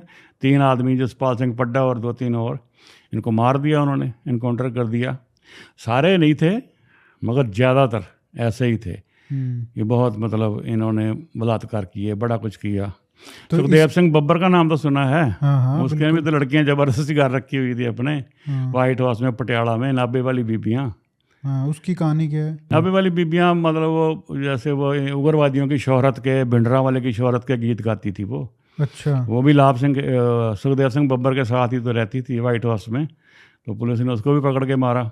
ज़्यादातर जो इनकाउंटर हुए हैं ना पुलिस के, हम कहें कि असली मुकाबले भी हुए हैं मगर वो बहुत कम हुए हैं। अच्छा। ज़्यादातर ऐसे ट्रैप इन्फॉर्मेशन करके से, मारा है। हाँ ज़्यादातर इन्फॉर्मेशन से पकड़ लिए, या बहुत सारे लोगों ने ऐसे ही नशीला पाउडर में जिनके घर में, आखिर इंसान दुखी तो होता ही है ना, जब उसको पुलिस सपोर्ट करती। पुलिस, पता क्या होता था, एक घर में उग्रवादी गए, खाना खा लिया, वहाँ से चले गए, अब उनको तो खाना खिलाना ही था। अगर यहाँ तो वो खाना, जब तो खाना खिलाते थे कोई ना कोई खबर दे देता था पुलिस को, पुलिस उनके घर आ जाती थी। यहाँ तो फिर जो अगर तो जिन्होंने खाना खिलाया है अगर तो वो उनके खिलाफ नहीं चलते तो फिर पुलिस इनको परेशान करती थी। इनमें से कई भाग जाते थे, और जो ज़्यादा उनसे परेशान होते थे वो पुलिस के साथ मिलकर इनसे नशीला पाउडर ले लेते थे। और भी ऐसी कई कहानियाँ हैं कि ऐसे उन्होंने पाउडर दिया और वो मर गए और पुलिस ने उठा के जाकर उनके। नहीं, मुझे लगता है कि ये जो कहानियां हैं ये बताना बहुत ज़रूरी है। हम आएंगे संधू के ऊपर वापस, बट ये बताना ज़रूरी है क्योंकि आज के जो लोग हैं, जो आज की यंग जनरेशन है जिसको बहुत फैसिनेशन है कि भिंडरांवाले संत था और ये खालिस्तान के खड़कू थे और इतने पुलिस ने ऐसा ही मार दिए, ये तो बहुत बड़े शहीद थे, तो इनका जो करेक्टर है जो असली में था वो बताना भी बहुत जरूरी है। आप देखो ना, भिंडरांवाले के लेफ्ट और राइट तो यही थे ना, लाभ सिंह, सोडी का हमने बता ही दिया, सोडी भी को भी औरत ने मारा और ये लाभ सिंह को भी औरत ने मारा। ये तो जंग जनरेशन को सोचना तो चाहिए कि उनकी मौत कैसे हुई है। अगर वो सचमुच पुलिस के मुकाबले में मारे गए होते तो फिर मान लो भी हाँ बहादुर थे, लड़ते हुए मर गए। लेकिन उस समय भी इस खालिस्तानी मूवमेंट को ख़त्म करने में आप जैसों का तो हाथ था ही, लेकिन ये जो आम जनता थी जो परेशान हो चुकी थी इनके आतंक से, जो आम लोग थे जिनके घरों में ये जाते थे, वहाँ पे बदसलूकी करते थे, उनकी बहन बेटियों के साथ गलत काम करते थे, उन लोगों के समर्थन की वजह से भी बहुत मदद मिली है। उन लोगों ने पुलिस को खबरें दी, वैसे हुआ। अब अगर तो किसी को पता लगे कि हाँ जी उन्होंने मार दिया तो फिर उसको मारते जो उग्रवादी, तो पुलिस अपने ऊपर ले लेती थी भी हमने एनकाउंटर में इसको मार दिया। जैसे लाभ सिंह है, बिल्कुल उसका भी एनकाउंटर हुआ है ना। ऐसे भी मतलब वो पड्डा कोई भी लगा लो, लोगों ने, जैसे वो घेंट जिसका नाम निम्मा घेंट, उसको भी वो किसी ने गोली मारी थी, किसी परिवार वाले ने, मगर वो फिरोजपुर के एरिया में। तो ऐसे बहुत सारे हुए हैं ये। ठीक। मगर हमारे जो यंग जनरेशन है पता नहीं इनका दिमाग काम नहीं करता, पता नहीं उनको पता ही नहीं ना। आप जैसे जो बताने वाले हैं वो बहुत कम है पंजाब में, आज भी डरते हैं। बिल्कुल। अरे आम लोग छोड़िए, ये जो मीडिया भी उनको उग्रवादियों को उग्रवादी नहीं दिखती थी। खाड़कू कहते थे उनको, खाड़कू मतलब फाइटर थोड़ी थे, वो तो किलर थे, टेररिस्ट थे। आज भी खाड़कू ही कहते हैं। हाँ जी। चलो हम आ जाएं फिर वो संधू पे आते हैं वापस। हाँ। आप गए संधू के घर में, उसकी डेड बॉडी पड़ी हुई थी। हाँ अच्छा, उससे पहले जो था ना, मैं आपको बताया कि संधू जो था वो जो जिंदा सुखा जो थे ना, उनको फांसी का हुक्म हो चुका था। अच्छा। पूना जेल के अंदर वो बंद थे, जनरल वैद्या का उन्होंने मर्डर किया था। जैसे एक तो कुलदीप सिंह बराड़ थे, वो जो मेन जो इंचार्ज थे फौज के हमारे, जनरल वैद्या थे। इनको इन्होंने पूना में घेर लिया और उसके ऊपर फायरिंग की, उसकी डेथ हो गई, उसमें होगी फांसी की सज़ा। तो उसके अंदर वो जो जिंदा और सुखा थे ना, उन्होंने ही संधू के साथ मिलकर कह लो या चिट्ठी डालकर ये प्लानिंग बनाई, भाई ऐसा करो, लता मंगेशकर को अगवा करो। अच्छा। हाँ, लता मंगेशकर को अगवा करो और हमें चढ़ाओ। और भी उनका इरादा ये था कि लता मंगेशकर को अगवा करके गवर्नमेंट को कहेंगे कि जेलों के दरवाजे खोल देती गवर्नमेंट। अभी हमने देखा नहीं है 1999 में बिल्कुल कंधार में क्या हुआ, कितने डेंजरस लोगों को छोड़ा गया, और उन लोगों जिनको छोड़ा गया 3 को उन्होंने आगे हजारों मार दिए। बिल्कुल यही यही उनकी प्लानिंग थी जिंदा सुखा की, भाई हम छूट जाएं बाहर किसी से। कहते तो हैं जी उन्होंने जी वो हंस पड़े कोर्ट में कि जज को लड्डू बांटे, ये सब बहुत बकवास कहानियाँ हैं, झूठ कहानियाँ हैं। संधू ने मरने से कुछ दिन पहले मुझसे कमांडो फोर्स के और BTF के कुछ लड़कों को मिलवाया था, और ये प्लानिंग बनी थी कि कोयल को तुम पकड़ोगे, मेरी जिम्मेवारी, क्योंकि मैंने मुंबई में बैंक लूटी थी, बॉम्बे, मुंबई तो बाद में बना, पहले बम्बई थी। मैंने बम्बई में बैंक लूटी थी, तो संधू को मैं ही सही लगा, क्या कहते हैं उसको, मतलब काम करने वाला, कि लता मंगेशकर को अगवा हाँ करना ये है। कर सकता है, जो बैंक लूट सकता है उसको अगवा भी कर सकता है। तो संधू ने ये बात कही थी, भाई पैसे वैसे की चिंता कुछ नहीं है, बम्बई में आपको ठिकाने वाने मिल जाएंगे, तो लता मंगेशकर को अगवा करना है। अब लता को अगवा करने की प्लानिंग तो बन गई, मगर वो मुझे सोच में डाल दिया उससे, यार क्या करूं, किसको बताऊं, कैसे बताऊं। वो फिर लगा कोई बात नहीं, मैंने ही तो जाना है, देखते हैं। आपको पता है हम तो भगवान पे ज़्यादा छोड़ देते हैं कि भगवान है ना, अपने आप रास्ता बनेगा। बस वो लड़के वड़के सब जो मिले हुए थे लता मंगेशकर को अगवा करने वाले, वह उस दिन जब संधू का कत्ल हो गया, संधू के संस्कार के बाद वो लड़के भी आए हुए थे वहाँ, खालिस्तान कमांडो फोर्स वाले, BTF वाले। तो उस दिन अब संधू के घर तो रहना ही नहीं था मैं। संधू के संस्कार के बाद मैं खालिस्तान कमांडो फोर्स वालों के साथ इधर बटाला एरिया में पहली बार चला गया। उस दिन मैं पहली बार टेररिस्टों का ग्रुप देखा, इतना बड़ा। पहले तो हरमंदिर साहब में ही देखे थे, मगर वो जैसे बब्बर खालसा का झुंड होता था, भिंडरांवाले के जो लड़के थे वो भिंडरांवाले के साथ ही झुंड होता था। जो भिंडरांवाले के बाकी लड़के थे या फेडरेशन के थे, झुंड नहीं होता था, दो इधर घूम रहे हैं, दो उधर, जो चार इधर घूम रहे हैं। भिंडरांवाले का झुंड, बब्बर खालसा का झुंड, ऐसा ही झुंड मैंने उसके बाद पहली बार देखा बटाला एरिया में। अच्छा।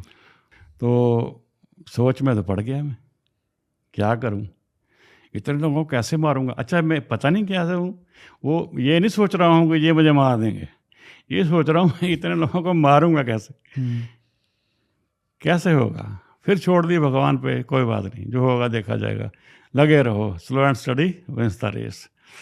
वह उसी दिन इनके साथ रहा हूँ, तो उनकी बातों से पता लगी प्लानिंग कि उन्होंने 2-4 दिन के बाद या 2 दिन बाद एक पुलिस चौकी पर हमला करना है, जहाँ CRP पर हमला करना है, कोई और भी वारदात करनी होगी।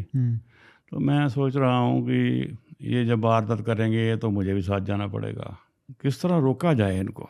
और भगवान जो है ना इतना मेहरबान है कि पूछे मत। आपके सामने बैठा हूँ ना मैं, 1990 से आज तक कितने साल हो गए ढूंढ रहे हैं, मार नहीं सके आज तक। वो क्यों नहीं मार सके, भगवान की कृपा से ही नहीं मार सके। बस जी उस दिन दिमाग में एक प्लान आया कि ये करता हूँ। उनका जो ग्रुप में जो हेड था, हेड तो 2-3 थे, उनमें जो एक हेड था वो मुझे संधू की कोठी में जो मिला था, कई बार मिल चुका था संधू के साथ ही। उसके मैंने दिमाग में एक बात डाली, मैंने कहा देख हमें तो बम्बई जाना है, कोयल पकड़नी है, कितना बड़ा काम है जिंदे सुखे को छुड़ाना। अगर हम लोग यहाँ वारदातें करने लग गए और यहाँ कोई मर मरा गया तो कोयल कौन पकड़ेगा। इसलिए हमें इन वारदातों में नहीं पड़ना है, करनी है। तो अब संधू मर गया, पता नहीं कब पैसे आने हैं कब नहीं आने हैं, तो अब हम ऐसा करते हैं, अब हम पैसे का जुगाड़ खुद करते हैं। क्योंकि वो पहले जो पकड़ने के पैसे थे किडनैपिंग के, वो तो संधू के पास वहां से आने थे, कनाडा से। संधू ने बोला था कनाडा से आने हैं पैसे। अच्छा वो मर गया, वो अब वो मर गया, अब पता नहीं, अब एक आने थे किसी और के पास आ जाते। मगर अब मुझे तो कोई बात बनानी थी ना। मैंने कहा भी ऐसा है, हम किसी को किडनैप करते हैं। उसके दिमाग में बात घुस गई। मैं कहा मेरे पास एक बंदा है, ऐसे बोल दिया मैंने, एक बंदा है कपूरथला में ही है, सुनार है, 2 करोड़ रुपए तो बड़ी आसानी से मिल जाएंगे, इतने काफ़ी हैं। कुछ अपने लड़कों वड़कों को दे देंगे, बाकी मुंबई चलेंगे, बम्बई चलेंगे लता मंगेशकर के लिए। वो हो गया तैयार। बस अगले दिन फिर मैं वहाँ से, अब ग्रुप का तो पता लग गया, अगले दिन फिर मैं वहाँ से निकल आया कि मैं ना तुम्हें खबर देता हूँ वहाँ पता करके। अब इनके ना 2 ठिकाने होते थे। रात को रहते थे ये ऐसे गांव में, जिसको जंगल कह सकते हैं आप, खेतों में। हरिओम। दिन के अंदर ना ये सारे के सारे लोग वो अपने हथियार कहीं ना कहीं किसी घर में रख के या ज़मीन में दबाकर ये खुद शहरों में चले जाते थे। अच्छा। क्योंकि रात को पुलिस नहीं जाती थी गाँव में, पुलिस दिन में जाती थी, और ये दिन में शहरों में होते थे आम पब्लिक के अंदर। बस फिर 1-2 दिन बाद मैं देख लिया कैसे प्लान करने उनके साथ। फिर वो जो लड़का था उनका, लेफ्टिनेंट जनरल, बाबा जी बोलते थे सब उसको। मैं कहा बाबा जी चलो फिर करते हैं किडनैप। उसको फिर मैं कपूरथला अपने साथ ले आया, ऐसे दिखा दिया उसको एक सुनार कि ये है। आपको नहीं पता था उसके पास कितने पैसे हैं कितने नहीं? ना ना, कुछ नहीं पता। ऐसे दिखा दी उसको, हमने कोई लूटना थोड़ी था उसको। हाँ, वो तो मुझे तो बस टालना था उस टाइम को किसी तरह। क्योंकि वो अगर वो उनको छोड़ देते तो वो कई कत्ल करते वहाँ वो तो पे। कत्ल करते। हाँ, वो तो मैं आपको बता तो रहा हूँ, वो चौकी उड़ाने वाले थे, पुलिस चौकी। अच्छा, तो मैंने उनको कहा नहीं ऐसे नहीं, ऐसे इधर आओ, पहले ये काम करते हैं किडनैपिंग का। ठीक है। तो किडनैपिंग के लिए फिर मैं इधर उनको ले आया, दिखाया उनको भी ये है। जो एक दो हथियार थे उनके पास, पिस्टल विस्टल, वो भी साथ में आ गए, मैं भी आ गया, दोनों शहर में आ गए। बस नज़ारा घुमाया, इधर उधर घुमा के जाते वक्त मैं कहा पिस्टल यहीं छोड़ जाते हैं। पिस्टल छोड़ दिया कपूरथला में ही। और समझ लो मेरी पहली सक्सेस, उग्रवादियों के ही हथियार जो इनके ही विरुद्ध हमने इस्तेमाल करने थे। अच्छा, थोड़े दिन अभी बीते होंगे, एक हमारे कपूरथला का ही नेता था जुगल महाजन, बीजेपी का लीडर था वो। उसने खालिस्तान के खिलाफ कुछ बोल दिया। तब तो ऐसा था कि जिसने बोला उसको मार दिया। तो जो इनका जो ग्रुप था खालिस्तान कमांडो फोर्स का, इनका जो चीफ था उनका ऑर्डर आ गया भी जुगल महाजन को मारो। जुगल महाजन शहर में था, शहर का आदमी मैं था। अमृतसर में अंदर इन लड़कों ने जेल के एक असिस्टेंट डिप्टी सुपरिटेंडेंट को मार दिया था। अच्छा, कमांडो फोर्स वालों ने? कमांडो फोर्स वालों ने। उसको मारने के बाद जो जिम्मेवारी ली थी ना, उसमें गुरजंट सिंह राजस्थानी का नाम था और नाम थे, उसमें मेरा भी नाम डाल दिया था। मतलब कि इधर पुलिस जो थी वो मेरे पीछे भी लग चुकी थी, मेरे घर भी और गए आपका पुलिस। कोई लेना देना नहीं था? मेरा मतलब था ही नहीं, मैं तो इनको मारने के चक्कर में इतना मैं सोचता नहीं था। तो बस इधर जुगल महाजन का जो था उसको मारने के ऑर्डर आ गए जी हम कपूरथला में। उनका भी 2-3-4 लड़के जो थे वो साथ साथ, मैं आगे आगे और वो मेरे पीछे पीछे। मैं कहा दूर दूर रहियो थोड़ा थोड़ा मेरे से। अब कपूरथला में मैं आ गया हूँ। अब कपूरथला शहर की गली गली मुझे पता है, हर एक बंदा मुझे जानता है। मैं सोच रहा हूँ कि जुगल महाजन को खबर कैसे भेजूँ, खबर कैसे भेजूँ कि वो, क्योंकि मारना थोड़ी था, मैं तो बचाना था उसको। वो मुझे एक शहर का ही आदमी नज़र आ गया। अभी मैंने थोड़ी देर पहले बाहर आपको बता रहा था ना कि एक लड़का जो मुझे कह रहा था अरे यार तेरे भाई इतने पैसे आए तूने संभाले ही नहीं। मैं कहा सालो, मुझे मेरी ईमानदारी का शाबाशी देने की बजाय तुम मुझे उल्टा कह रहे हो, तूने पैसे नहीं संभाले। अगर मैं पैसा संभालता तुम जिंदा भी ना होते। मैंने तो पैसा कमाना सोचा ही नहीं था, आज तक हमें पैसा से कोई खरीद ही नहीं पाया। वही लड़का मुझे मिला था, उसने जिम्मेवारी पड़ ली थी मेरी। वो मुझे देखते छूटते कहा ओए काके, ओए तू उग्रवादी बन गया। और मैं कहा पापा मैं उग्रवादी नहीं बनया हैगा, वो गलतफहमी च होया काम, तो उस गल नूं छड्ड। हुण इदां कर तू उहदे जा जुगल महाजन दे घर, उन्होंने कहा भी ये एरिया छड़ दे, बाहर चला जा, कहीं भी चला जा, नहीं तो ये तो हम तुम्हें मारेंगे। वो पूछा आ गए थे फिर वो कौन मार रहे हैं, किसने मारना है। और मैं कहा पागल तू समझ मेरी ही ड्यूटी है इसको मारने की, मगर मैंने इसको मारना नहीं है, बचाना है इसको। जाओ उसको बता दिया उसको। और उसका उल्टा असर हुआ। उल्टा असर क्या हुआ, वो जुगल महाजन ने तुरंत एसएसपी को फ़ोन कर दिया अपने घर से ही। लग गई फोर्स उसके घर के बाहर। मुझे भी यही चाहिए था कि फोर्स लग जाए भाई, किसी तरह यहाँ जी बाहर चला जाए शहर से। वहाँ फोर्स तो लगी वो साथ के साथ मेरे मम्मी, मेरी डैडी, मेरे बहन भाई, मेरी वाइफ, मेरा ससुर का भाई, सबको पुलिस ने उठा लिया। अच्छा, और क्या।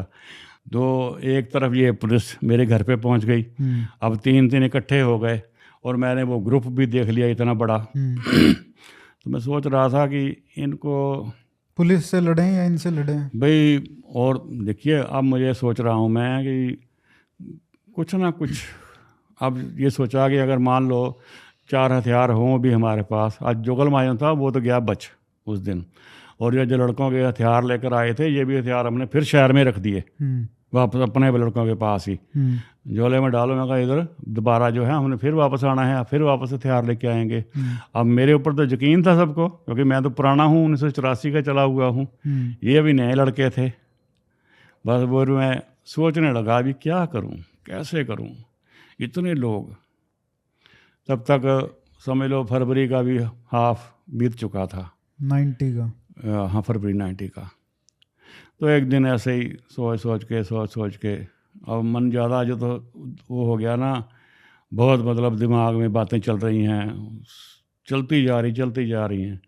फिर मैं सीधा ही हरमंदिर साहब चला गया, जाके माथा टेका, आराम से बैठ गया, भगवान को प्रार्थना करी, भगवान दिखाओ कोई रास्ता, किसकी मदद लूँ। सोच में पड़ गया, ऐसे ख्यालों में सोच रहा हूँ।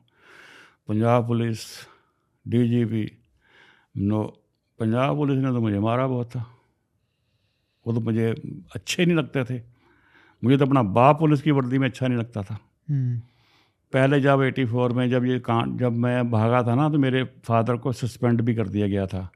उनको ज़बरदस्ती, पहले उनको मुकदमे भी बनाए गए झूठे, मेरी मम्मी पर भी मेरे फादर पर भी झूठे केस लगा दिए गए। ऐसे ही ये करते हैं, ये उग्रवादी के साथ मिले हुए हैं, आपके ऊपर प्रेशर बनाने के लिए। हाँ, मैं जब भागा हुआ था भुट्टो वगैरह के साथ, तब इनके ऊपर मुकदमे हुए थे मम्मी डैडी के ऊपर। तो सोचा पंजाब पुलिस नहीं, अब फिर ख्याल में आया कि सीआरपी के पास जाऊँ। तब उन्होंने सीआरपी का कोई था अफसर चमन लाल, उसका नाम बड़ा गूंज रहा था मीडिया के अंदर। तो लगा नहीं, फिर दिमाग में आया BS, फिर करते करते मिलिट्री, सारा सोच रहा था। ऐसे बैठा करते अपने आप ही एक तस्वीर उभरनी शुरू हो गई मेरे मस्तक में। वो तस्वीर थी SS विर्क की। SS विर्क उस वक्त DIG थे CRPF के, मगर मुझे इतना पता था कि वो SSP हैं जलंधर के या अमृतसर के। अमृतसर SSP थे लास्ट टाइम, जो मुझे पता था उनके बारे में, क्योंकि जो मेरी पास्ट लाइफ थी ना, वो 84 वाली, तब मेरी उनसे भेंट हुई थी एक बार। अच्छा। वो जलंधर में SSP थे, तब मुलाकात हुई थी रिमांड के दौरान। तो मतलब उन्होंने अच्छा व्यवहार किया था। अच्छा, उससे जब मैं नाभा जेल से जब छूट के आया था, नहीं NS से जब छूट के आया था, तो अभी टाड़ा नहीं बनी थी, तो तब भी एक बार SSP जो थे ना, ये अमृतसर में थे। अच्छा। तो इन्होंने एक हमारे कपूरथला के SSP का ड्राइवर था, उसको जरिए एक संदेश भेजा था, मेरे घर आया था, भाई तुम्हें वो विर्क साहब ने बुलाया है अमृतसर। तो मुझे जो कपूरथला का SSP था, उसने ये कह रखा था, शहर छोड़ के कहीं नहीं जाना मुझे बताए बगैर, कोई काम ऐसा नहीं करना। जब वो मैसेज आया था ना, 86 की बात है, हाँ 86 में जब मैसेज आया था, तो मुझे कपूरथला SSP ने मना कर रखा था कहीं नहीं जाना। तब मैं कपूरथला SSP के पास गया था। अच्छा। कि सर ऐसे ऐसे उनका मैसेज आया है। तो उन्होंने थोड़ा सोच के कहा, नहीं तुम मत जाना, रहो, मैं अपने आप बात कर लूँगा। अब वो SSP था, वो भी समझ गया था कि वो उन्होंने बुलाया क्यों होगा। मुझे पता था इसलिए बुलाया होगा कि इन्फॉर्मर बनाने के लिए। अच्छा। अरे जब ये हमारा नहीं बना, उसका कैसे बन जाएगा। इसलिए उन्होंने कहा नहीं तुम रहो घर पे। तो इधर जो ऑपरेशन ब्लैक थंडर हुआ, वो भी इंचार्ज वही थे, उन्होंने ही किया था, उन्होंने ही शुरू करवाया था। अच्छा। Operation black thunder. नहीं तो गवर्नमेंट की तरफ से कोई उनको इजाज़त नहीं थी। वो उन्होंने खुद ही कहा कि नहीं भाई मारो इनको, पकड़ो, तभी ये ऑपरेशन ब्लैक थंडर हुआ था। तो उनकी तस्वीर उभरनी शुरू हो गई, भी ये ठीक है। अब मतलब कई सारे, जैसे ऑपरेशन ब्लैक थंडर हो गया, मेरे साथ उनका व्यवहार हो गया, उनका मैसेज आया, कई कुछ, वो सारी कुल मिलाकर SS विर्क का दिमाग में फाइनल हो गया कि यही आदमी ठीक है। तो आप उनसे मिलने चले गए? बस उसको मैंने फ़ोन कर दिया, उन्होंने बताया, पहले उन्होंने चेक किया कि मैं वही हूँ सुखविंदर, कि जो रिमांड में मिला था और जिनको उन्होंने मैसेज भेजा था। तो उन्होंने एक ही सवाल पूछा, काका तेरे फादर क्या काम करते? मैं कहा जी वो पुलिस में थे। वो समझ गए, कह रहे हाँ आ जाओ, जलंधर हूँ मैं। पहुँच गए जलंधर उनके पास। वो तो मुझे ढूंढ रहे थे, क्योंकि मेरी वो मीडिया में जिम्मेवारी छप चुकी थी, वो जो डिप्टी सुप्रिटेंडेंट जेल वाले मारे की। तो फिर विर्क साहब को मैंने अपना, क्योंकि उनको मिला था मैं 85 में दिल्ली से आने के बाद, अब हो गया था 90। विर्क साहब को मैंने जो 5 साल की स्टोरी थी ना पूरी अपनी A to Z, उनके तक पहुंचने तक, मुकेश का कांड और संधू और सब आगे सब कुछ बता दिया उनको। बड़े हैरान तो बड़े हुए वो, हैं ये कहाँ के कहाँ पहुंच गया। मैं कहा ये आपकी हेल्प के लिए मैं आया हूँ, मुझे हेल्प चाहिए आपकी। कि अब मैं खुद नहीं लड़ सकता ये सब? कह रहे हाँ बिल्कुल, मेरे अकेले बस का नहीं है ये। वो तो खुश हुए, अफसर थे, उनकी ड्यूटी थी ये काम करने की। वो कह रहे don't worry, we are with you, फिर उन्होंने मुझे पूछा भी तुम्हें क्या चाहिए, मतलब तुम्हारा लालच क्या है, या कुछ भी ऐसी बात कही उन्होंने। मैं कहा सर बस मुझे मेरी अंतरात्मा की संतुष्टि चाहिए कि मैंने जो एक ठाना हुआ है बात, जो मैंने एक तहैया कर रखा है, उसको मैंने पूरा करना है, मैंने जो उग्रवाद को ख़त्म करना है, कुछ भी हो। फिर उन्होंने कहा कि मैं एसएसपी को बुलाता हूँ, जलंधर के एसएसपी को। मैं कहा नहीं सर, एसएसपी को मत बुलाइए, मैं इन्फॉर्मेशन दूंगा आपको, कहीं से भी कैसे भी करके दूं, बताऊंगा कौन कहाँ पर है, तो आपने वहाँ अपना रेड डालनी है, पकड़ना है, मारना है, जो करना आपने करना है। वो कह रहे नहीं नहीं मेरी जिम्मेवारी है, एसएसपी मेरा खास है, तुम समझ लो मैं ही हूँ। मैं कहा ठीक है सर बुला लो। फिर उन्होंने एसएसपी को बुलाया। एसएसपी थे सुरेश अरोड़ा, अच्छा, जो बाद में अभी डीजीपी बन के हाँ रिटायर हाँ हुए। बिल्कुल बिल्कुल। हाँ, सुरेश अरोड़ा जी भी वहाँ आ गए, उनको भी सारी विर्क साहब ने सारी बात बता दी। तो सबसे पहले जब पहुँचा था, जब फिर मैं लता मंगेशकर की बात बताई थी, तो मेरे सामने ही विर्क साहब ने बम्बई पुलिस को फ़ोन कर दिया था किसी अफसर को कि लता मंगेशकर को सिक्योरिटी दे दो। पहले अगर कोई एक आध आदमी होगा, दो, फिर उसकी सिक्योरिटी टाइट कर दी। मेरे दिमाग में थी कभी ऐसा ना हो कि कोयल पकड़ने के लिए सिर्फ मैं ही नहीं, कोई और भी ग्रुप घूम रहा हो। उन्होंने दूसरे ग्रुप को भी बोल रखा हो कि इधर नहीं हुआ। और अब संधू का तो मर्डर हो चुका था, हो सकता किसी और की ड्यूटी लग गई हो। मतलब हालात ऐसे बन चुके थे कि मुझे पुलिस के पास जाना ही था। भगवान जी सिस्टम ही ऐसा कर रहे थे ना। अगर थोड़े दिन ये मान लो मेरा वो नाम नहीं आता मीडिया में, या जो जुगल महाजन के कारण मेरा परिवार नहीं पकड़ा जाता, तो शायद अभी मैं ना गया होता। मगर करने वाला तो ईश्वर है, और रास्ते ही ऐसे बनने थे। बाद जी फिर अरोड़ा साहब मिले, उन्होंने पूछा हाँ भाई बताओ कहाँ से शुरुआत करनी है। मैंने कहा जी शुरुआत ऐसा कीजिए, आप मुझे पहले एक गाड़ी दे दो, बाकी फिर मैं खबर आपको बताऊंगा। उन्होंने बस वहीं बैठे बैठे तुरंत ही, आप अफसर है, फ़ोन किया, गाड़ी आ गई। गाड़ी ओल्ड मॉडल मारुति होती थी ना, बिल्कुल जो छोटी सी होती थी नीचे वाली, वो आई। और वो बहुत बढ़िया उस गाड़ी टाइम थी। तो शायद मारुति 800 भी नहीं थी ना। 800 से पहले वो आई थी, पहले थी। हाँ वो सबसे पहले वही आई थी। 800 बाद में आई है। वो एक वो आई थी, फिर वैन आई, फिर 800 आई। वो गाड़ी हमें मिल गई, बैठ गए जी गाड़ी में। मैं पहुंच गया वहाँ बटाला, वो बाबा जी के पास, लेफ्टिनेंट जनरल के पास। वो लेफ्टिनेंट जनरल था खालिस्तान कमांडो फोर्स का। बिल्कुल। अरे वो बहुत डेंजरस आदमी था। अच्छा, आज भी जिंदा है वो। उस पे आपको पता है फ़ोन आया था ना परसों, आपके सामने बात हुई थी, आपने कहा भी था अरे आज भी उग्रवादी ये मैं कहा आप उग्रवादी नहीं है वो, अब तो देशभक्त इंसान है वो। उसने तो वो कहानी भी सुनाओ। हाँ, उसी की कहानी शुरू होगी। हाँ बाबा जी बोलेंगे उसको फिर ना। तो हाँ, बाबा जी को मैं ड्राइविंग सीट से हट के अपनी इस तरफ बैठ गया, उसको ड्राइविंग सीट दे दी। वो बाबा जी जो थे ना, कई बार पाकिस्तान जा चुके थे, पाकिस्तान से ट्रेनिंग लेके आए थे, बम बनाने की भी ट्रेनिंग, हथियार चलाने की भी ट्रेनिंग, RDX वगैरह कई कुछ लाते थे। और पंजाब के अंदर जो कई ग्रुप थे ना, टाइगर फोर्स वाले, अपना आर्म्ड फोर्स वाले, और KCF वाले, BTF वाले, भिंडरावाला टाइगर फोर्स, वो इन सबको भी बम बनाने की ट्रेनिंग वो देता था। पाकिस्तान वाले जैसे यहाँ 500 आदमी हैं उग्रवादी, वो 500 को ट्रेनिंग थोड़ी देते हैं। वहाँ तो उन्होंने 10 आदमी को ट्रेनिंग दे दी, वो 10 आदमी यहाँ आकर ट्रेनिंग देंगे। मैंने भी ट्रेनिंग ली उससे बाबा जी से। अच्छा। मैंने भी बम बनाना सीखा। तो आपको आता है बनाना बम? अब तो मैं भूल भाल गया हूँ मगर फिर भी बनाना पड़े तो बना सकते हैं, मगर अब जरूरत है नहीं ना। तब बस वो जो था, वो बाबा जी को गाड़ी दे दी, बाबा जी ड्राइविंग सीट पर। बस फिर उन्होंने जो गाड़ी घुमाई, पूरे पंजाब के जहाँ जहाँ उग्रवादी बैठे थे, जहाँ जहाँ ट्रेनिंग देनी थी, जहाँ जहाँ जो भी था, पूरा पंजाब उन्होंने घुमा दिया मुझे। अच्छा।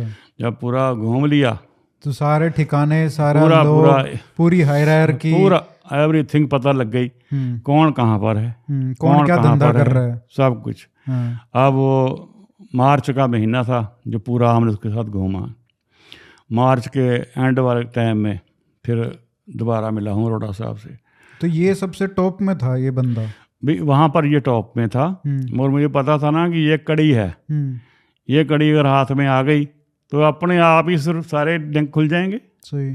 जहाँ जहाँ मुझे ये कार में लेके गया है तो वहाँ फोर्सें भी जाएंगी फिर इसके साथ। बस फिर उसको मैंने टारगेट सबसे पहले बनाया। किसको उड़ाना है? हाँ, बाबा जी को पहले उड़ाना है। और पता नहीं भगवान ने क्या मेरे दिमाग में सवाल डाला। मुझे याद है बटाला के पास गाड़ी में पेट्रोल डाल रहे थे और उसका नंबर लगा चुका था, मैं दिमाग में कांटा मार दिया था। हाँ, कि हाँ इसको मारना है, और मारना ही था। क्योंकि जब मैं वर्क साहब और अरोड़ा साहब को मिल के आया था तो मैंने उनसे एक बात पक्की की थी, भाई जिसको मैं पकड़वाऊंगा ना उसको छोड़ना नहीं है, मार देना है उसको। उन्होंने भी कहा था ठीक है मार देंगे, उग्रवादी है मार रहे हैं तो मार देंगे। और अब जब मुझे पता, अब जैसे जैसे दिन नज़दीक आ रहे थे उसके मरने के, अच्छा देखो उसकी बातें ही ऐसी होनी शुरू हो गई थी। जैसे मैं भी बड़ा हैरान था कि यार देखो जब इंसान की मौत आती है तो वो कैसी करता है। सच में उसकी बातों को मतलब जैसे भविष्यवाणी नहीं होती, जैसे मूसे वाला नहीं है वो मरने से पहले बोल रहा है कि मैं मरने वाला हूँ, उसने सारा कुछ बोला ना, इस तरह ये भी बोल रहा था कि बस पता नहीं आज मरना है कल मरना है। पहले कभी नहीं ऐसी बातें हुई थी। जब फाइनल हो गया कि इसको मैंने मारना है तब उसकी बातें भी ऐसे हुई। तो आपका मतलब जैसे आप एक महीने उसके साथ उठना बैठना खाना पीना, मतलब दोस्ती यारी, तो थोड़ा अटैचमेंट भी तो हो ही जाता है। नहीं, अटैचमेंट हुई थी, मैं आपको बता रहा हूँ। मैं तो हर एक से प्यार करता हूँ, जानवरों से भी प्यार करता हूँ, बच्चों से भी करता हूँ, इंसानों से भी करता हूँ, मगर मच्छर को मारना भी तो पड़ता है ना है ना, सांप को मारना भी तो पड़ता है ना। और मेरी तो मैं अपनी ड्यूटी निभा रहा हूँ ना, वो अपना कर रहा है, मैं अपना मकसद लेके चला हूँ। अब मैं एक से अपना मकसद नहीं भूले थे ना वो तो मेरा काम था कि इनको कैसी तरह ख़त्म करना है। जो हमने कसम खाई थी वहाँ मुकेश के घर पे, वो थोड़ी भूल नहीं सकती थी। अगर मान लो अटैचमेंट होती भी थी ना, अगर सोच लो, अब ऐसी तैसी हुई नहीं, क्योंकि पक्का था टारगेट मेरा कि इनको एंड करना है, इनका किसी तरह ये मूवमेंट को बिल्कुल नेस्तनाबूद करना है। ये बच्चे कैसे रहे और आपके दोस्त कैसे हैं आज भी? मैं बताऊंगा कैसे बचे ये भी एक कहानी है। ये अकेला नहीं बचा, इसकी कारण फिर बड़ा कुछ हुआ, पूरा उग्रवाद ही खत्म हुआ सारा। लो जी, इस दिन फिर जब इसका टाइम बिल्कुल नज़दीक आ गया, 2-3 दिन बाद इसको मारना था, तो एक पेट्रोल पंप के ऊपर बस सवाल आया दिमाग में। तो मैंने इससे पूछा, मैं कहा बाबा जी अरे हिंदुओं को मारना मुझे कुछ ठीक नहीं लगता, बेगुनाह लोग ऐसे ही। तो उसने आगे से कहा, मोहब्बत और जंग में सब जायज़ होता है। ये डायलॉग ये आगे भी लोगों ने बोला, उसका बताऊंगा बाद में। बस जब उसने कहा ना, फिर मेरे भी मन जो बिल्कुल शांत हो गया, भी ठीक है इसका मरना ठीक है। जब वो ऐसी सोच रखता है जिसको मारना कोई गुनाह नहीं है, कोई पाप नहीं है, ये हत्या नहीं ये वध है, फिर मैं मान गया, इस पर तैयारी हो गई मेरी कि इसको मारना है। बस फिर उसको, मुझे तो पता था उसके ठिकाने, एक एक ठिकाना कहाँ आता जाता कहाँ जाता है। फिर इधर मैं उससे छुट्टी लेकर आया कि मुझे बच्चों के पास जाना है 2-4 दिन के लिए, मैं मिलूँगा आपको, ठीक है। इधर फिर मैं आकर अरोड़ा साहब को मिला। इनको मैंने बोला कि फोर्स भेजो, इस एरिया में भेजो, और वो लड़का जो है बाबा जी, वो इस रास्ते से उसने आना है, मैं जिसके कंधे पर हाथ रख दूंगा ना उसको वहाँ नहीं पकड़ना, थोड़ा आगे पीछे जाके पकड़ लेना, ध्यान रखें, याद रहे कि कौन आदमी है, ठीक है। और वो मुझे पता था अमृतसर में, वो कहाँ पर है, अमृतसर में था वो, उस रोड के, मैंने पता था पक्का, ठिकाना ही मुझे मालूम था। वो मुझे मिला वहाँ पर, और इधर चारों तरफ सीआरपी लगी हुई है, सिविल में फोर्स लगी हुई है, उसको नहीं पता चला कि फोर्स लगी हुई है। वो तो मुझे मिला, जब फिर डाली, बातचीत करते रहे इधर 2-4-5 मिनट, और मैंने कंधे पर हाथ नहीं रखा। मेरा मन बदल गया वहाँ कि नहीं अब नहीं, इसको बाद में देखूँगा। ऐसे ही सोचा नहीं था, सोचा तो था हाथ रखूँगा, मगर वहाँ जाकर मन बदल गया, नहीं हाथ रखा, वापस आ गए, वो मिलकर वापस आ गया। फिर सीधा मैं उधर ऑफिस में पहुंच गया, तो वो जो इंस्पेक्टर गया था तो उसने कहा विर्क साहब को कि सर लड़का तो इसको मिला था पर इसने हाथ नहीं रखा। वो कह रहे क्या हुआ? मैं कहा सर इनसे पूछो ये लड़के को पहचान लेंगे दोबारा मिलेंगे तो? वो कह रहे हाँ जी पहचान लेंगे। मैं कहा बस अभी कल नहीं जाना वहाँ पर, परसों जाना, अब मैं नहीं जाऊँगा, आप ही जाना, इस रूट पर ही आएगा। उसको उन्होंने उठा लिया, बाबा जी उठ गए, उसको अब मरना है। मैं अपने घर बैठा हुआ हूँ, शाम को वाइफ ने खाना रखा मेरे आगे, अब मेरा खाना खाने को मन नहीं कर रहा, मन बड़ा बेचैन। अब लगाव वाली बात आप यहाँ आई है कि यार उसके साथ इतने दिन रहे हैं, हंसे हैं, खेले हैं इकट्ठे, और उसकी जो हिस्ट्री थी वो भी मेरे जैसी थी, वो भी पुलिस का सताया हुआ था। अच्छा। वो कोई जन्मजात क्रिमिनल नहीं था या पंथ के चक्कर में नहीं था वो मगर उसको मजबूरन होना पड़ा, मजबूरी होगी उसकी भी। वो भी उसके घर भी उग्रवादी आते थे, गांव जो था, खाना खाते थे। वो ट्रक चलाता था, पंजाब कम आता था, बाहर रहता था ट्रक पर। जवान लड़का था, मेरे से छोटा है काफ़ी, 10-12 साल छोटा है। तो वो जब आते थे ना उग्रवादी, वो क्या करते थे, किसी के भी घर जाते थे, उसके घर का कोई एक आध मेंबर, जब पुलिस जो निकलते थे ना उग्रवादी उसके घर से किसी के भी, तो उसके घर का एक आध मेंबर साथ ले जाते थे, ताकि जो पीछे वाले हैं पुलिस के पास ना चले जाएं, मतलब अपनी क्या कहते हैं सिक्योरिटी के लिए। तो पहले के भी आते थे उग्रवादी, तो उसके छोटे भाई को लेके जाते थे। उस दिन ये कुदरती आया हुआ था वहाँ अपने, तो उस दिन जब इसके छोटे भाई को ले जाने लगे, अब छोटा भाई को उग्रवादी लेके जा रहे हैं, बड़े को दुख तो हो गई। तो इसने कह दिया कि नहीं मुझे ले जाओ, मैं चलता हूँ। तो ये गया था उनके साथ। जब गया है, बस वो खबर जो थी वो पुलिस तक पहुँच गई, पुलिस इसके पीछे। और गया मजबूरी में था, मजबूरी में तो गया था। अब पुलिस ना समझती इस बात को। अब जैसे मैं ही मंजीत के गया था, मैं तो ऐसे इंसानियत के नाते गया था, वो मेरे से प्यार से बैठ के बात करते।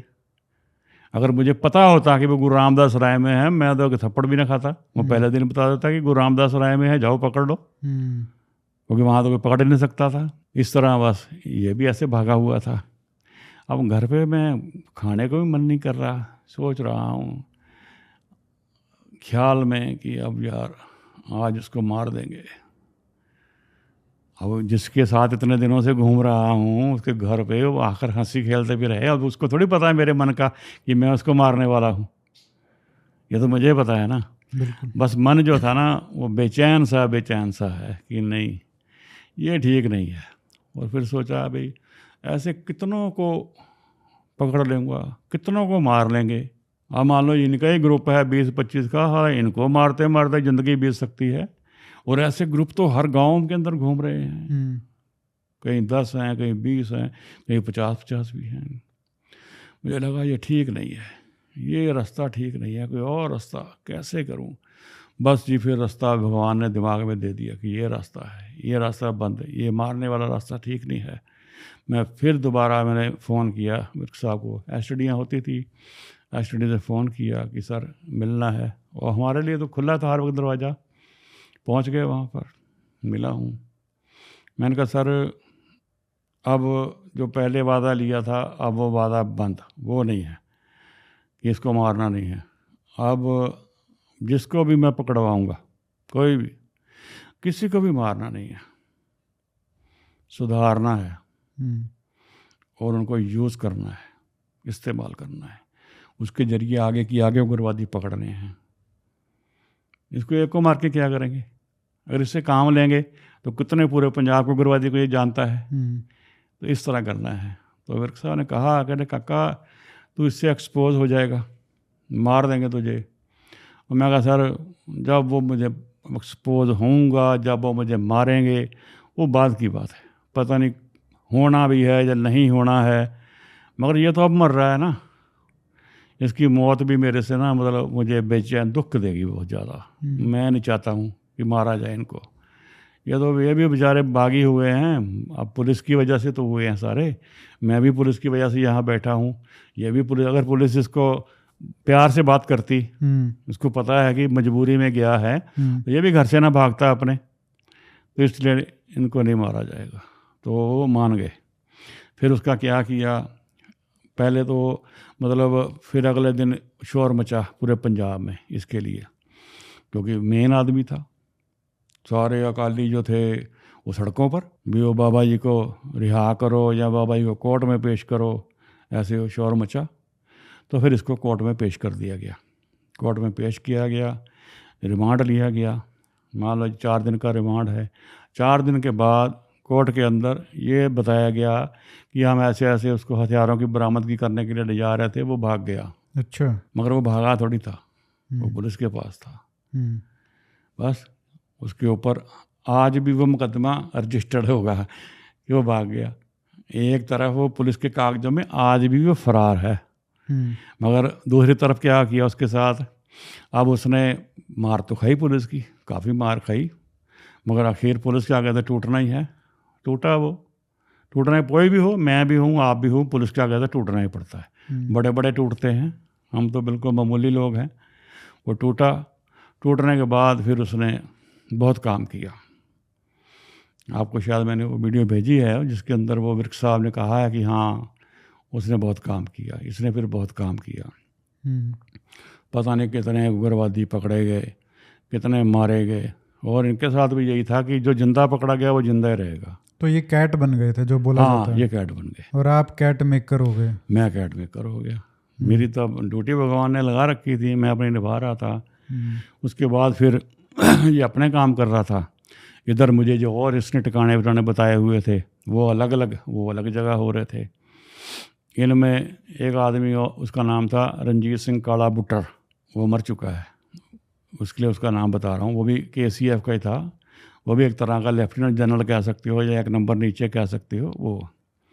अच्छा, ये अभी कस्टडी में था। थोड़े दिन के बाद जब ये बाबा जी को पकड़ा था, तो हफ्ता भी नहीं बीता होगा, 10 दिन ज़्यादा से ज़्यादा, तो वहाँ 3 उग्रवादी थे।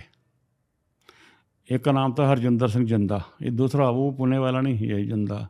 एक का नाम था इकबाल सिंह, एक का नाम था कुलवंत सिंह काड़ा, एक था रंजीत सिंह बुट्टर।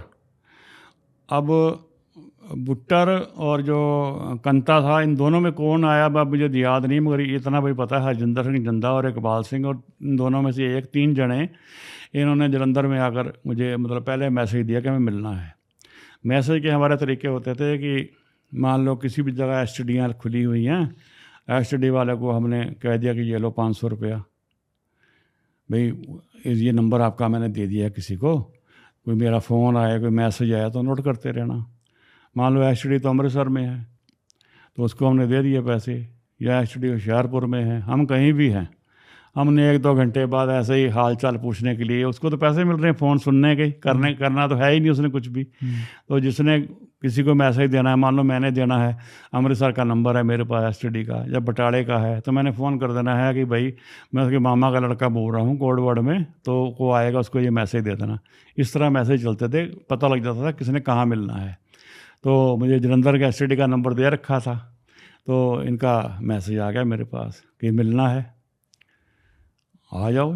इनकी ये टाइम पर आ गए, मगर इनके आने से पहले ही मेरे भी शरीर में ना भगवान ने कुछ इंडिकेटर फिट कर रखे हैं सच में।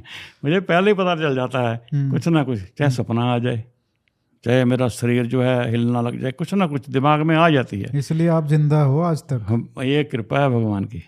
बस मुझे ना पहले ही मतलब जब इनकी खबर आई तो मुझे तभी से सोच पड़ गई दिमाग में, ये क्यों आ रहे हैं। अब मुझे लगा इनको अकेले नहीं मिलना चाहिए, अकेले मिलूंगा तो कुछ भी हो सकता है। तो उनको शक कैसे हुआ? उनको शक, क्योंकि वो गाड़ी जो थी जिसमें ये बाबा जी मेरे साथ घूम रहे थे, मैं ही तो था मेन, अब मैं किसी की टच में नहीं था इधर उधर। अच्छा। और ये पकड़ा गया था बाबा जी। ठीक, उनको शक हो गया कि उनको मेरे ऊपर शक हो गया कि वही है इसके पीछे। तो वो मुझे मारने के लिए आए थे, 3 जने जलंधर में, वो मुझे मार डालते, मगर मुझे पहले ही खुड़क गई कि यार वो गड़बड़ है। तो फिर मैंने पहली बार अपने कपूरथले वाले जो लड़के थे ना, हरीश और जो लड़के थे, उनको बुलाया। वेपन तो इनके वेपन हमारे पास थे ही थे, फिर उनको गाड़ी भी मेरे पास थी। बस ये तीनों उस ढाबे में बैठे हुए हैं, तो ये लड़के, मैंने गाड़ी बिल्कुल ढाबे के आगे जाकर खड़ी की, मुझे पता था जहाँ मिलना है। तो ये लड़के जो हमारे साथ वाले लड़के ये खड़े हो गए बाहर, जैसे गार्ड खड़ी होती है, उन्होंने देख लिया तीनों ने कि यार इसके साथ भी 3-4 लड़के आ गए हैं, अब वो मार नहीं सकते ऐसे, क्योंकि उन्हें पता है ये लड़के आए हैं, हथियार हैं इनके पास, ये हमें मार सकते हैं। उन्होंने बात को मतलब घुमाया, कह रहा काके हमें चलना है, कोई ज़रूरी काम है, और साथ में वो लता मंगेशकर वाली बात कर दी उन्होंने। तो फिर तो और कन्फर्म हो गया यार जिसको मैसेज आना था या जो बात होनी थी वो संधू तो चला गया। अब दूसरी खबर आनी थी बाबा जी के पास, बाबा जी पहले हमारे पास हैं, ये कहाँ से आ गए हैं।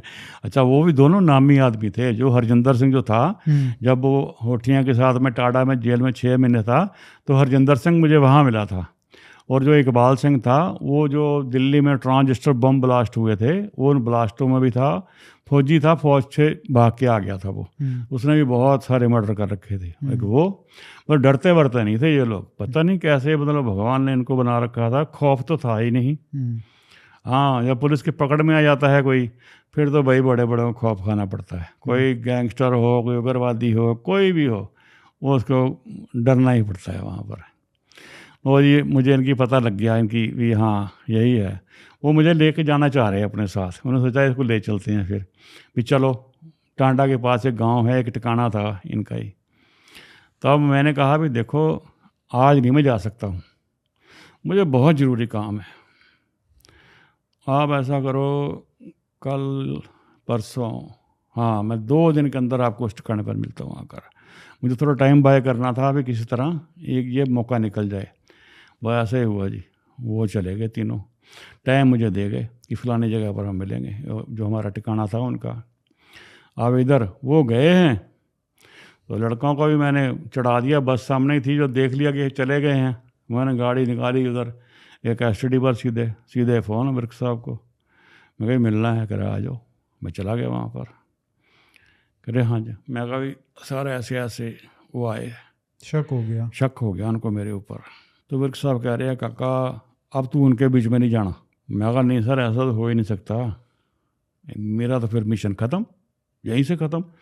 वो कह रहे नहीं, ये जो एक बाबा जी है ना हमारे पास, यही लाखों के बराबर आ गए हैं, यही सब कुछ कर देंगे, तू को चिंता करता है। मैं कहा नहीं सर, मैं ऐसे नहीं छुप सकता हूँ, मेरा अभी काम ख़त्म नहीं हुआ। वो कह रहा फिर क्या चाहती हो तुम? मैं वही चाहता हूँ, चलो आप चाय मंगाओ, सोचता हूँ कुछ ना कुछ। फिर अपने बात तो भैया भगवान ही है, भगवान से पूछता हूँ। अच्छा, भगवान भी तुरंत ही बताते हैं, लेट नहीं होता कि कल बताऊंगा, ना जी ना। वहीं बैठे बैठे चाय का कप आते आते तक स्कीम आ गई दिमाग में कि ये बस ऐसे बच सकते हैं। स्कीम आ गई। फिर मैंने कहा विर्क साहब को, मैं कहा सर अरोड़ा साहब को भी बुला लो और एसपीडी को भी बुला लो, क्योंकि एसपीडी जो था राजकिशन बेदी था उसका नाम। अच्छा। मुझे पता था कि वो पहली बार बुलाया था उसको, मुझे पता था उसके बारे में कि ये आदमी मतलब गलत नहीं है, क्योंकि उसके एक तो बेटे को मार दिया था, नाबालिग बेटा था 17 साल का, उसको भी उग्रवादियों ने मारा था। उसके सगे भाई को भी पुलिस वालों उसके उग्रवादियों ने मारा था। अच्छा। हाँ, वो बड़ा मतलब उग्रवादियों के खिलाफ था। तो मैंने कहा, क्योंकि मेरी जो दिमाग में प्लान बन गया था, उसमें सारा काम एसपीडी ने ही करना था। जो मेरी खोपड़ी में भगवान ने डाली, उसमें उसकी ज़रूरत थी एसपीडी की। चलो जी, आ गए तीनों जने। करे हाँ बताओ क्या प्लान है। मैंने कहा सर, आपके इस वक्त पुलिस डिपार्टमेंट में कौन है अफसर मेन जिसको उग्रवादी तुरंत मारना चाहते हैं, कि अभी कभी मारना है इसको, जल्दी से जल्दी। विर्क साहब ने थोड़ा सोचा, अरोड़ा साहब बोले, कह रही वो गुरबचन सिंह जो है, उसको भी गुरबचन सिंह को बुच्चड़ बोलते थे, डीएसपी डी था जलंधर में। अच्छा। तो उसने गुराया एरिया में इधर बहुत मतलब कांड कर रखे थे, लड़कों को मार रखा था उसने, जो आतंकवादी थे, आतंकवादियों को। जैसे बेअंत सिंह को बुच्चड़ बोलते हैं ये आजकल। हाँ, ऐसे उसको भी बुच्चड़ ही बोलते थे। ये बुच्चड़ तो हर केपीएस गर्ल को भी बुच्चड़ ही बोलते हैं। है ना। असल तो बुच्चड़ तो भिंडरा वाला था। मैं लिखता हूँ कभी, मैं कहता हूँ नहीं, केपीएस गर्ल बुच्चड़ नहीं था, बुच्चड़ तो भिंडरा वाला था। बुच्चड़ तो उग्रवादी थे, वो तो उनकी ड्यूटी निभा रहे थे अपनी।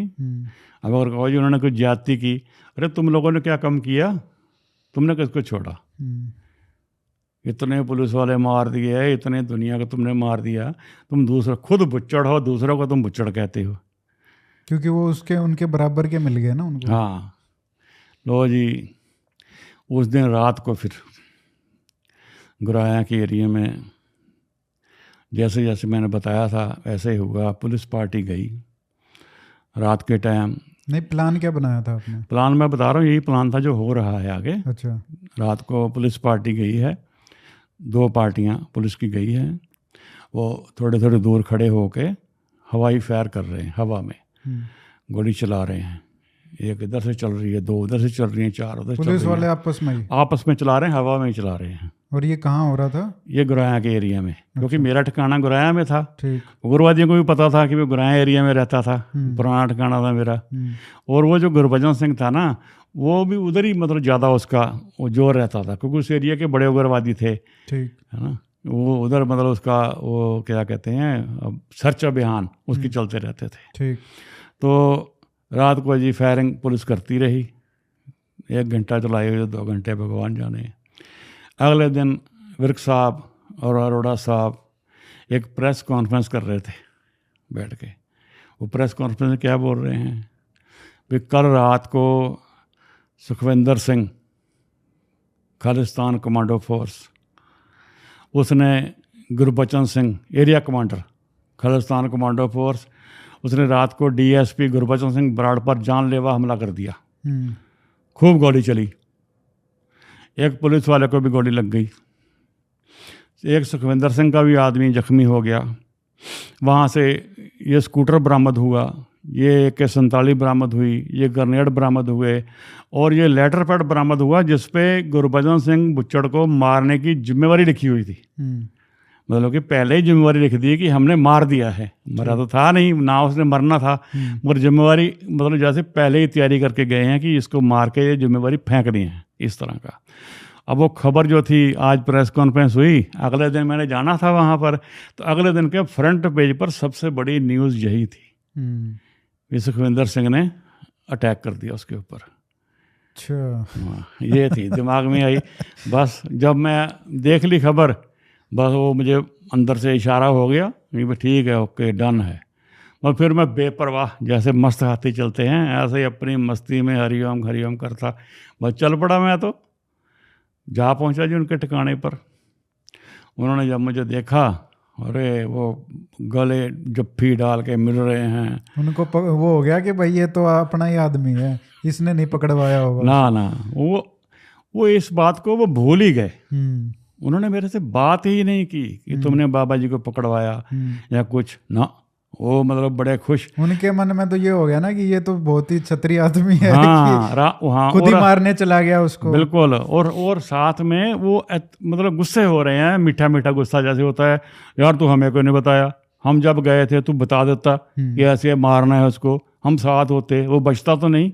अब तुमने अपने आदमी को भी गोली लगवा ली, और हथियारों के चलो गई कड़ी, क्या कहते हैं, खादी कड़ी ऐसा कुछ लफजा पंजाबी का, छोड़ो उसको, मगर वो बच गया। मैंने कहा यार मेरे पास ना आदमी पूरे थे।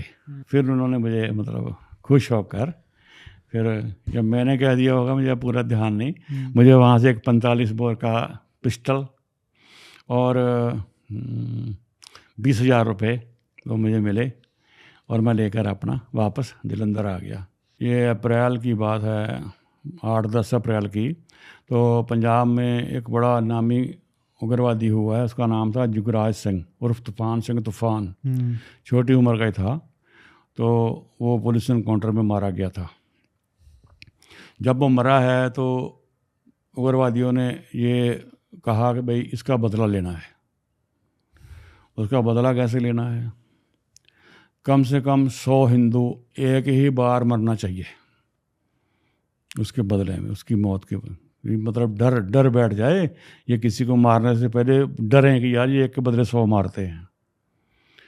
अब उसको मारने के लिए फिर मैसेज मेरे पास, आपको जिम्मेवारी दे दी क्योंकि अब आप हो गए बड़े लीडर। हाँ उनके, हाँ बिल्कुल, क्योंकि नाम जो फिर आ गया, मीडिया में छपने लग गया। हाँ। अब फिर जिम्मेवारी मुझे मिली, लुधियाना में 100 हिंदू मारने हैं। फिर क्या किया आपने? अब जहाँ बुलाया था उन्होंने, गुरदासपुर के पास कोई गांव था, वहाँ बुलाया था, मैं पहुँच गया। वहाँ मुझे मिला वो रणजीत सिंह काला बुट्टर, और जिन्होंने मारना था उसमें वो हरजिंदर सिंह जिंदा और इकबाल जो फौजी था, इन्होंने नहीं जाना था। वो उग्रवादी लुधियाना के ही थे। अच्छा। लड़के जो थे, लुधियाना में गोली चलनी थी, लुधियाना के ही लड़के साथ होने थे। वो लड़के लुधियाना वाले तैयार थे, उनको सिर्फ हथियार पहुँचाने थे, और हमने साथ देना था उनका, मैं और काला बुट्टर दोनों ही। जब मैं पहुँचा हूँ वहाँ, उन्होंने सारे हथियार जो थे हमारी वो मारुति गाड़ी के अंदर, और सब बोनट उठा के कुछ ऐसे बंदूकें तारों से बांध दी, कुछ गाड़ी के नीचे ऊपर, जैसे जहाँ जहाँ भी फिटिंग कर सकते थे हथियार की, ग्रेनेड वगैरह, पिस्टल 47 ने, मतलब जो जितना भी था असला पूरा गाड़ी फुल बटा फुल कर दी। अच्छा। और साथ में मैंने देखा वहाँ एक पुलिस वाला भी है, वर्दी पहनी हुई है उसने, हेड कांस्टेबल की। अच्छा। हाँ, एक बार तो मुझे लगा कि हैं ये क्या चक्कर है। फिर मुझे ध्यान आया कि पुलिस वाले तो आम ही हैं इनके अंदर, मतलब असल में पुलिस वाले डर के भी काम करते थे उनका, वो उसका भी आगे बताऊंगा आपको। पुलिस वाले अगर वो कहते थे नौकरी छोड़, नौकरी नहीं छोड़नी है तो हमारे साथ काम कर, करता रहे नौकरी। अगर तू नौकरी भी नहीं छोड़ता और हमारा काम भी नहीं करता तो फिर तेरा परिवार गया। अब आदमी डर के मारे में क्या करे, तो कई पुलिस वाले काम करते थे ऐसे। अगर तो ऐसे मतलब ये तो अगर आप जब उनके पास जाते थे तो एक्सपोज भी हो सकते थे। तो कोई पुलिस वाला जो उनके साथ काम कर रहा है, मैं किसी को मिलता नहीं था ना, क्योंकि सिर्फ आप एसएस विर्क से मिलते थे। मैं सिर्फ एसएस विर्क से और अरोड़ा साहब से, और बाद में जो राजकिशन बेदी से एक आध बार मिला हूँ, ज़्यादा नहीं मिला हूँ। और जब मैं जाता था तो मेरी काले शीशे वाली गाड़ी होती थी वो, और सड़क पर मेरी गाड़ी नहीं खड़ी होती थी। मैं पहले फ़ोन करता था, मैं जब जाता था तो बड़ा गेट पहले ही खुला होता था, उनको पता लग जाता था इतने मिनट में पहुँचने वाला है। नहीं खुला है तो अंदर दरबान बिल्कुल तैयार खड़ा होता था कि मैंने हार्न मारना है, बस हार्न टीं हुआ, गेट खुल गया, गाड़ी अंदर, दरवाजा बंद, बाहर से किसी को नज़र नहीं आता था कौन गया अंदर। ठीक है। इसी वजह से वो परगट की मौत हुई। चलो वो बाद में बात करेंगे उसकी। चलो जी, कहानी बहुत लंबी है। हाँ, कहानियाँ हैं तो क्या करें, ज़िंदगी भगवान ने, अब कहानी के अंदर कहानियाँ इतनी है, कहाँ से कहाँ चली पड़ती है ना। अब देखो बात कहाँ होनी थी, अब पहुँच गए डीएसपी के ऊपर, अब आ गई ये लुधियाना वाली, है ना। चलो जी, वो हथियार हो गए। अब उस पुलिस वाले की ड्यूटी क्या थी? उसकी ड्यूटी ये थी कि उसने मेरे और काले बुटर को साथ लेकर लुधियाना छोड़ना था और आगे बैठना था गाड़ी के, ताकि कोई सर्च ना करे, ताकि कोई पुलिस वाला देख के कि पुलिस वाले ही हैं ये समझकर कोई रोके ना गाड़ी को। इसलिए उसको वर्दी पहना के उसने आगे बैठना था। तो वो बैठ गए जी गाड़ी में। अब मेरे दिमाग में आया, काले बुटर को उतार दिया मैंने गाड़ी से। मैं काले, एक साथ इकट्ठे जाना ठीक नहीं है, तू ऐसा कर, तू बस से चल। अब दो आदमी को कमांड करना मुश्किल है ना। अब एक के बारे में जो भगवान ने किया जी, अब ऐसे ही हुआ, मैंने उसको उतार दिया काले को। मैं काले तू साथ नहीं जाएगा, तू बस से चल लुधियाना, मैं पहुंचता हूँ। कह रहा ठीक है जी। बस गाड़ी चल पड़ी लुधियाना से, गुरदासपुर से, वो गांव से। अब पहुंचनी है गाड़ी लुधियाना। रास्ते में बैठे हैं विर्क साहब, दिन का समय है। अब मुझे खबर विर्क साहब को पहुंचानी है, भाई लुधियाना में ये कांड होना है। जलंधर में वो बैठे हैं, गुरदासपुर से जलंधर आप जा रहे हो। बिल्कुल वही रास्ता है। सोच रहा हूँ कि कैसे, मैंने आपको बताया ना कि फिर भगवान ही है, उसको जिसको मैं याद करता हूँ, फिर रास्ता बनाते हैं। बस चलता रहा, बेपरवाह था, बिल्कुल कोई परवाह नहीं थी। अब क्योंकि इतने इंसिडेंट हो चुके थे कि पता लग गया था कि भगवान हर वक्त साथ ही हैं, डरने की ज़रूरत नहीं है, चलता रहा तू। बस जी, गुरदासपुर से जैसे निकले, जैसे करतारपुर आया, 20 किलोमीटर रह गया वहाँ से, 20 से भी कम रह गया जलंधर। बस भगवान से पूछा, प्लान दे दिया भगवान ने, प्लान एकदम से आ गया दिमाग में। बाजी फिर मैंने वो पुलिस वाले से बातें करनी शुरू कर दी। फिर अब मैंने उसको कहा, मैं कहा ऐसा है कि आपको पता है अब लुधियाना जा रहे हैं, कितने लोगों को नहीं मरना है, कोई ज़रूरी थोड़ी कि उन्होंने ही मरना है, हम भी तो मारे जा सकते हैं। और मुझे कई दिन हो गए इसी भाग दौड़ में, और मेरे बीवी बच्चे यहाँ अकेले हैं, कई दिनों से मिला नहीं हूँ। ऐसा हो सकता है क्या कि मैं आपको जलंधर में कोई होटल ले दूँ 2 घंटे के लिए? मैं इतना टाइम लगाऊंगा, ज़्यादा नहीं। मेरे जहाँ होटल से 15 मिनट जाने के, 15-20 मिनट आने के, 1 आध घंटा बच्चों को मिल लूँगा, उनकी भी तसल्ली हो जाएगी कि हाँ ठीक ठाक है, क्योंकि फ़ोन तो होते ही नहीं थे। वो आगे से कह रहा है, अरे होटल की क्या ज़रूरत है, आप मुझे ना जलंधर पुलिस लाइन में उतार दो, मेरे वहाँ दोस्त हैं पुलिस वाले, मुझे उतार दो, फिर मुझे वहीं से ले लेना। मैं कहा चलो ठीक है। वो बात बन गई हमारी, पत्ता फेंका, वो चल गया। बस उसको मैंने पुलिस लाइन के अंदर उतारा, उतार के वो गाड़ी सीधी बाहर निकला हूँ। बाहर निकल के फिर एक एसटीडी ढूंढ के कर दिया फ़ोन विर्क साहब को, करे आ जाओ। वो सारा असला लेके आप पहुंच गए और सीआरपीएफ? क्या, गाड़ी बिल्कुल, गाड़ी पूरी, वो आप निकालना थोड़ी था, असला तो फिट था। लेके असला तो फिट था, बोनट के अंदर भी असला था, बोनट के अंदर जहां जहां भी कोई पिस्तौल बांध सकते थे। तो पूरा सामान लेके चले गए। और क्या, जो लोहे की तार नहीं होती, लोहे की तारों से बांधे हुए थे पिस्तौल, ग्रेनेड, जो भी बांध सकते थे बोनट के अंदर, या जो खिड़की के अंदर, जो जहां पर रख सकते थे वैसे रखा हुआ था, फिट कर दिया था। ऐसे नजर नहीं आता था कोई शक्ल देखे देखी गाड़ी की ना। पीछे जो डिग्गी में था सामान, वो भी डिग्गी में ऐसा सामान नजर नहीं आता था, वो नीचे रखा हुआ था सारा, ऐसे गाड़ी ने फिट कर दिया था। अब जी मैं पहुंच गया हूँ। जब पहुंचा हूँ तो जब मैंने गाड़ी खोली विर्क साहब के सामने, विर्क साहब तो हैरान हो गए, करे काका अरे पूरा शहर उड़ाने का इरादा है क्या? मैं कहा जी शहर नहीं, 100 हिंदू मारना टारगेट है।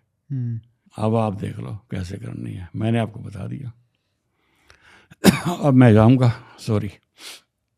बस थोड़ी देर फिर मैं वहाँ मतलब टाइम पास किया, वहीं बैठ गया। अब बच्चों के पास मैंने थोड़ी जाना था, वो तो एक बहाना था। बच्चे तो थे ही नहीं वहाँ पे? नहीं, बच्चे जलंधर में ही थे। जलंधर में ही? जलंधर में थे, मकान किराए का ले रखा था, मगर वो मैंने किसी को घर वर दिखाया नहीं था अपना कि कहाँ पर है वो।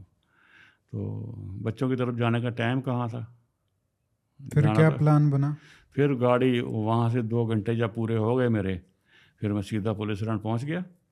पुलिस लाइन पहुँचा और पुलिस वाले को साथ लिया, हेड कांस्टेबल को। पहुँच गया लुधियाना।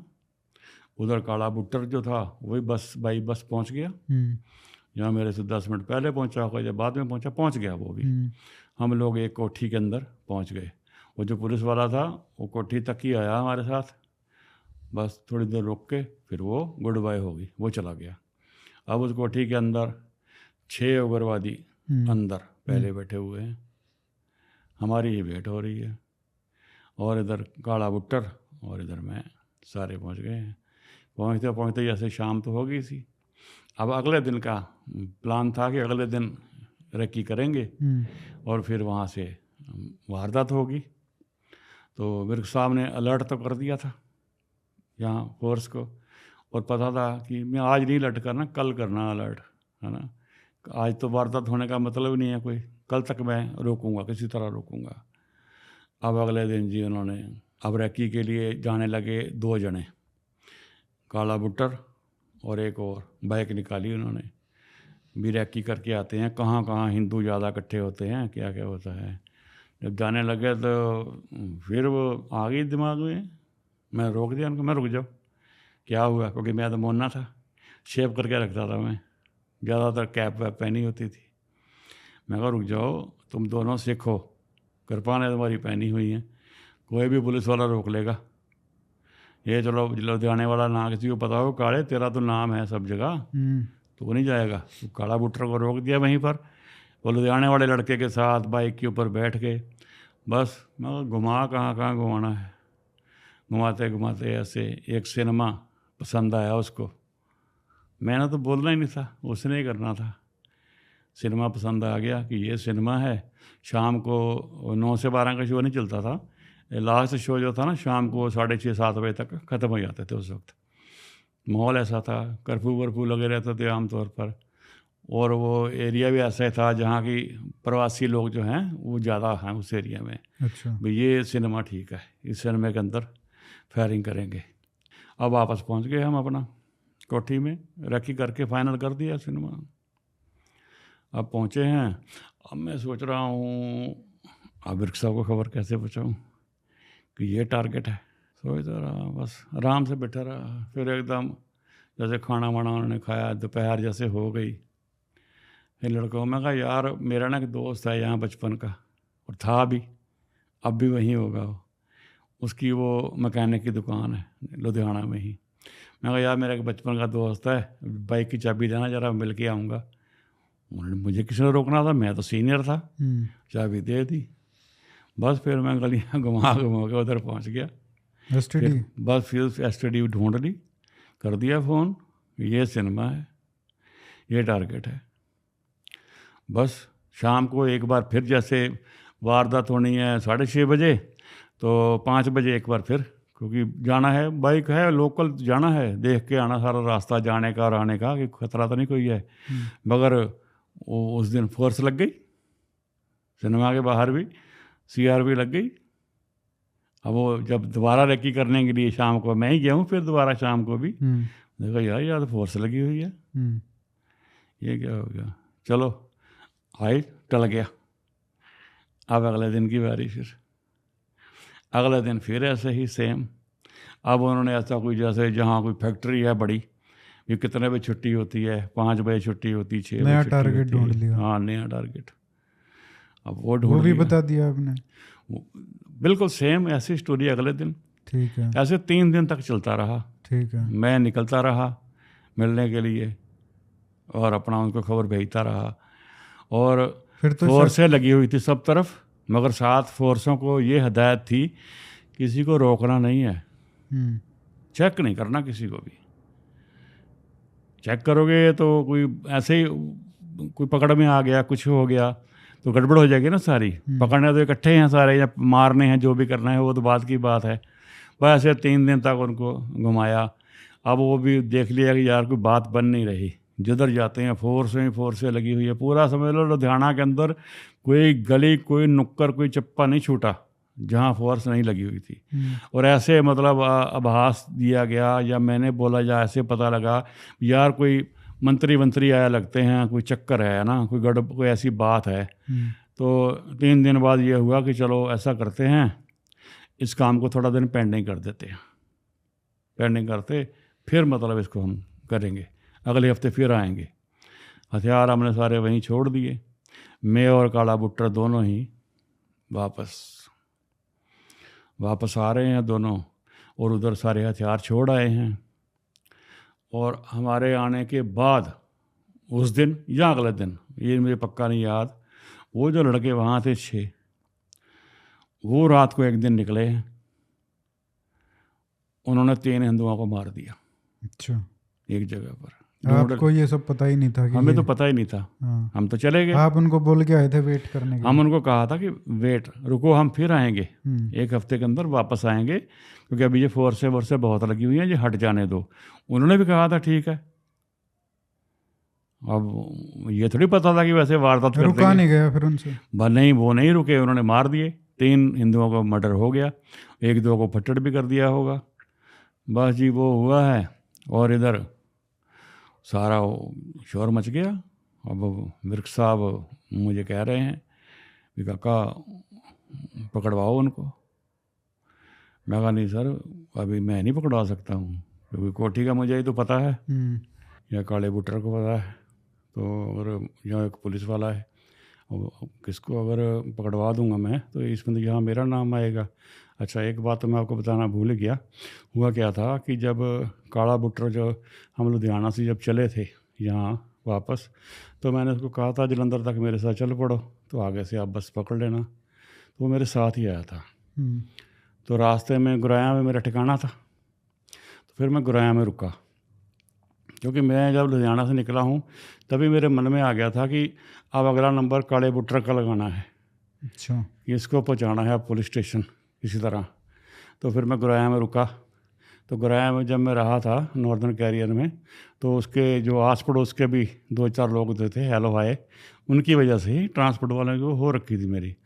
तो काले बुट्टर को मैंने ट्रांसपोर्ट में बिठाया। मैं कहा तो बैठ, मैं आता हूँ एक आदमी से मिलकर। फिर वहाँ से निकल के मैं एक जगह पर जाकर टेलीफोन किया यहाँ जलंधर में फोर्स को कि ऐसा करो, जलंधर में फलानी जगह पर आप नाका लगा दो। तो नाका लगाने के लिए वही पुलिस अफसर को उसकी ड्यूटी लगवाई, जिसको हमने पहला जो बाबा जी जो अमृतसर से जो दिया था उसी की ड्यूटी लगवा दी। अच्छा। अब रास्ते में जब हम पहुँचे हैं वहाँ पर नाका लगा हुआ था, क्योंकि वो मैंने लगवाया था। जैसे हम गाड़ियाँ रूटीन में चेक हो रही थी, हमारी गाड़ी भी लग गई लाइन में। अब काले बुट्टर ने देखा कि वो पुलिस खड़ी है, चेकिंग हो रही है, तो काला बुट्टर तो घबरा गया। वो कह रहा है अरे अरे, कह रहा मैं तो सैनड खाऊंगा। अच्छा। बिल्कुल, वो तो सैनड खाने को तैयार हो गया। अरे मैं कहा पागल, ये काम मत करियो, ये नहीं ठीक है। फिक्र मत कर, हमारे पास है क्या, खाली गाड़ी है। मैं राकेश शर्मा हूँ, तो इतना ध्यान रखियो कि मैं राकेश शर्मा हूँ और मैं ट्रांसपोर्ट में या काम करता हूँ, बाकी मैं निपटा लूँगा, तो इन साइन ऑर्डर के चक्कर में मत पड़िए इसमें। कह रहा ठीक है। और मकसद यही था कि वो काले बुटर की सिर्फ शक्ल दिखानी थी पुलिस वालों को। अच्छा। इसकी शक्ल देख लो आप, पकड़वाएंगे इसको बाद में, इसका नंबर बाद में लगाएंगे जहाँ भी जाता होगा। अब फेस देख लें एक बार, स्पेशल वो फेस देखने के लिए मैंने नाका लगवाया था। तो ऐसे वो नाके से निकल गए, उसका फेस दिखा दिया, निकल गए। फेस दिखाने के बाद फिर वो मेरे वो याद आ गया वही जो बाबा जी को सवाल पूछा था। अब सवाल फिर याद आ गया वही कि भाई हिंदुओं का मारना कैसा लगता है। मुझे नहीं अच्छा लगता। ये बात फिर मैंने काले बुटर से ही पूछी, भाई ऐसे ऐसे। वो भी बड़ा मतलब खड़कू था? नहीं, वो था, वो भी बच्चा ही था, छोटी उम्र का ही था वो भी। अच्छा, पर काफ़ी मर्डर किया? हाँ, मर्डर वर्डर तो कर रखे थे उसने कई। तो मैंने उससे भी यही सवाल किया, भाई हिंदुओं को मारना तुम्हें कैसा लगता है? वो कह रहा है सही पूछो ना तो अच्छा नहीं लगता। और वो एक पहला व्यक्ति था जिसने ये कहा अच्छा नहीं लगता। पहले वाले ने तो बोल दिया था कि सब जायज़ है, इसने कहा अच्छा नहीं लगता। अब काला बुटर जो था वो चला तो गया, इधर विर्क साहब ने कहा कि पकड़वाओ। अब यहाँ तो काला बुटर कोठी बता सकता था या मैं बता सकता था, वो पुलिस वाले का तो हमें पता ही नहीं था भी कहाँ है या कहाँ नहीं, उसका कोई थां ठिकाना तो पता ही नहीं था। वो गुरदासपुर का पता था, मगर वो लंबा प्रोसीजर था। अब काले बुटर ने कह दिया था कि नहीं मुझे अच्छा नहीं लगता। अब मैं नहीं चाहता था कि काले बुटर को पकड़वाऊँ। वो जिसके मन में पहले ये सोच है कि नहीं इसको मारना ठीक नहीं है, तो मतलब उसको बदला जा सकता है। हाँ, उसको मतलब मेरा मन नहीं किया कि यार इसको पुलिस को पकड़वाऊँ, पुलिस इसको मारपीट करे। बस मेरे वो दिल में भावना ऐसी आ गई कि नहीं इसको नहीं पकड़वाना। उसको फिर वो चला गया। और विर्क साहब जो है वो प्रेशर डाल रहे हैं, अरे यार पकड़वाओ, उन बंदों को पकड़वाओ। मैं कहा मुझे सोचने का मौका दो, मैं कल बताऊंगा सोच के आपको, एक आध दिन बाद। अगले दिन फिर मैं सोचता रहा कैसे करूं, फिर आ गई दिमाग में प्लानिंग भी कैसे पकड़ा जाएगा। फिर मैंने वो बुलाया फोर्स वालों को, मैं कहा भी चलो बुलाओ गाड़ी, एक काले शीशे वाली गाड़ी, दूसरी वाली मेरी वाली तो मेरे पास थी, तो गाड़ी लेकर फिर मैं एक जो अफसर था उसके साथ गया काले शीशे की गाड़ी में। तो बस कोठी दिखा दी उनको कि ये कोठी है, कोठी दिखा के और मैं वापस आ गया। तो फिर मैंने इनको बोला भी ऐसे है, अब पकड़ना कैसे है इनको? कोठी तुम्हें दिखा दी, कोठी पर वाच करो बस, मगर इनको ऐसे नहीं पकड़ देना। पहले जो आस पास के एरिए की जो कोठियाँ हैं ना, चारों तरफ की, चारों तरफ घेरा डालो, कोठियों की तलाशी शुरू करो सबकी, एक एक करके। हाँ, इस कोठी पर नहीं आना है, इस पर एंड में आना है। जब पूरा शोर मच जाए कि पुलिस आई हुई है, तलाशियां हो रही हैं, ये भागेंगे कहाँ? जब चारों तरफ हम फोर्स ही लगा दी है। तो इस तरह उन्होंने फिर कई कोठियां घेरी, तलाशियां शुरू हुई। उनको भी पता लग गया होगा भी तलाशी हो रही है, फोर्सें घूम रही हैं। अब वो कहाँ जाएं भाग के, वो तो कोठी के अंदर थे, और उस कोठी का तो पुलिस को पहले ही पता था।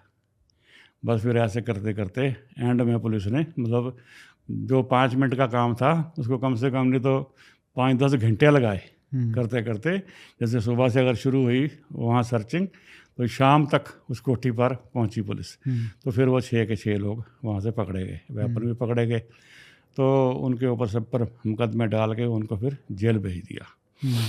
तो अभी तक आपका यही काम था कि आप जिस तरीके से, जैसे पहले उस लेफ्टिनेंट जनरल को पकड़वाया, बाबा जी को, उसके बाद फिर आपने इन लोगों को पकड़वाया, तो ये जो मेन कहानी है जो आपने इंडियन लायंस बनाया, एक अपना आउटफिट बनाया, क्योंकि ये तो पकड़वाने वाली बात है, तो ख़त्म आपको लग रहा था इस टाइम पे कि क्या कहाँ जा रही है ये जो हमारी लड़ाई है, कि ये ख़त्म कैसे होगी? उस टाइम पे आप क्या सोच रहे थे? वैसे मैंने ना मतलब जैसे काले बुटर को तो छोड़ दिया, कुछ और लोग जो संधू ने जिनको मिलवाया था ठिकाने 1-2, उनको भी मैंने इनको एड्रेस दे दिए कि यहाँ यहाँ ये लोग हैं, रेड मार के पकड़ लो। वो अपने आप इन्होंने एड्रेस दे दिए थे, वो रेड मार के पकड़ते रहे। ठीक। मगर अब हो क्या रहा था, अब उग्रवादी पकड़े तो जा रहे थे, एनकाउंटर भी हो रहे थे, मगर जो पकड़े गए उनका एनकाउंटर नहीं हो रहा था, जो सच में एनकाउंटर हो रहे थे। अच्छा। हाँ, मुकाबले हो रहे थे। मगर उग्रवाद ख़त्म नहीं हो रहा था, दिन ब दिन बढ़ रहा था, भर्ती बड़ी हो रही थी। जहाँ जो रिक्रूटमेंट जो जहाँ से भर्ती हो रही थी वो थे वो भोग के समागम। और उसमें क्या होता था कि और जैसे बागी हो रहे थे लोग, इनको देख देख कर ये भाषण देते थे भी एक भी हिंदू बचना नहीं चाहिए, खालिस्तान बनाना है, हिंदू हमारे कट्टर दुश्मन हैं, ऐसी बातें।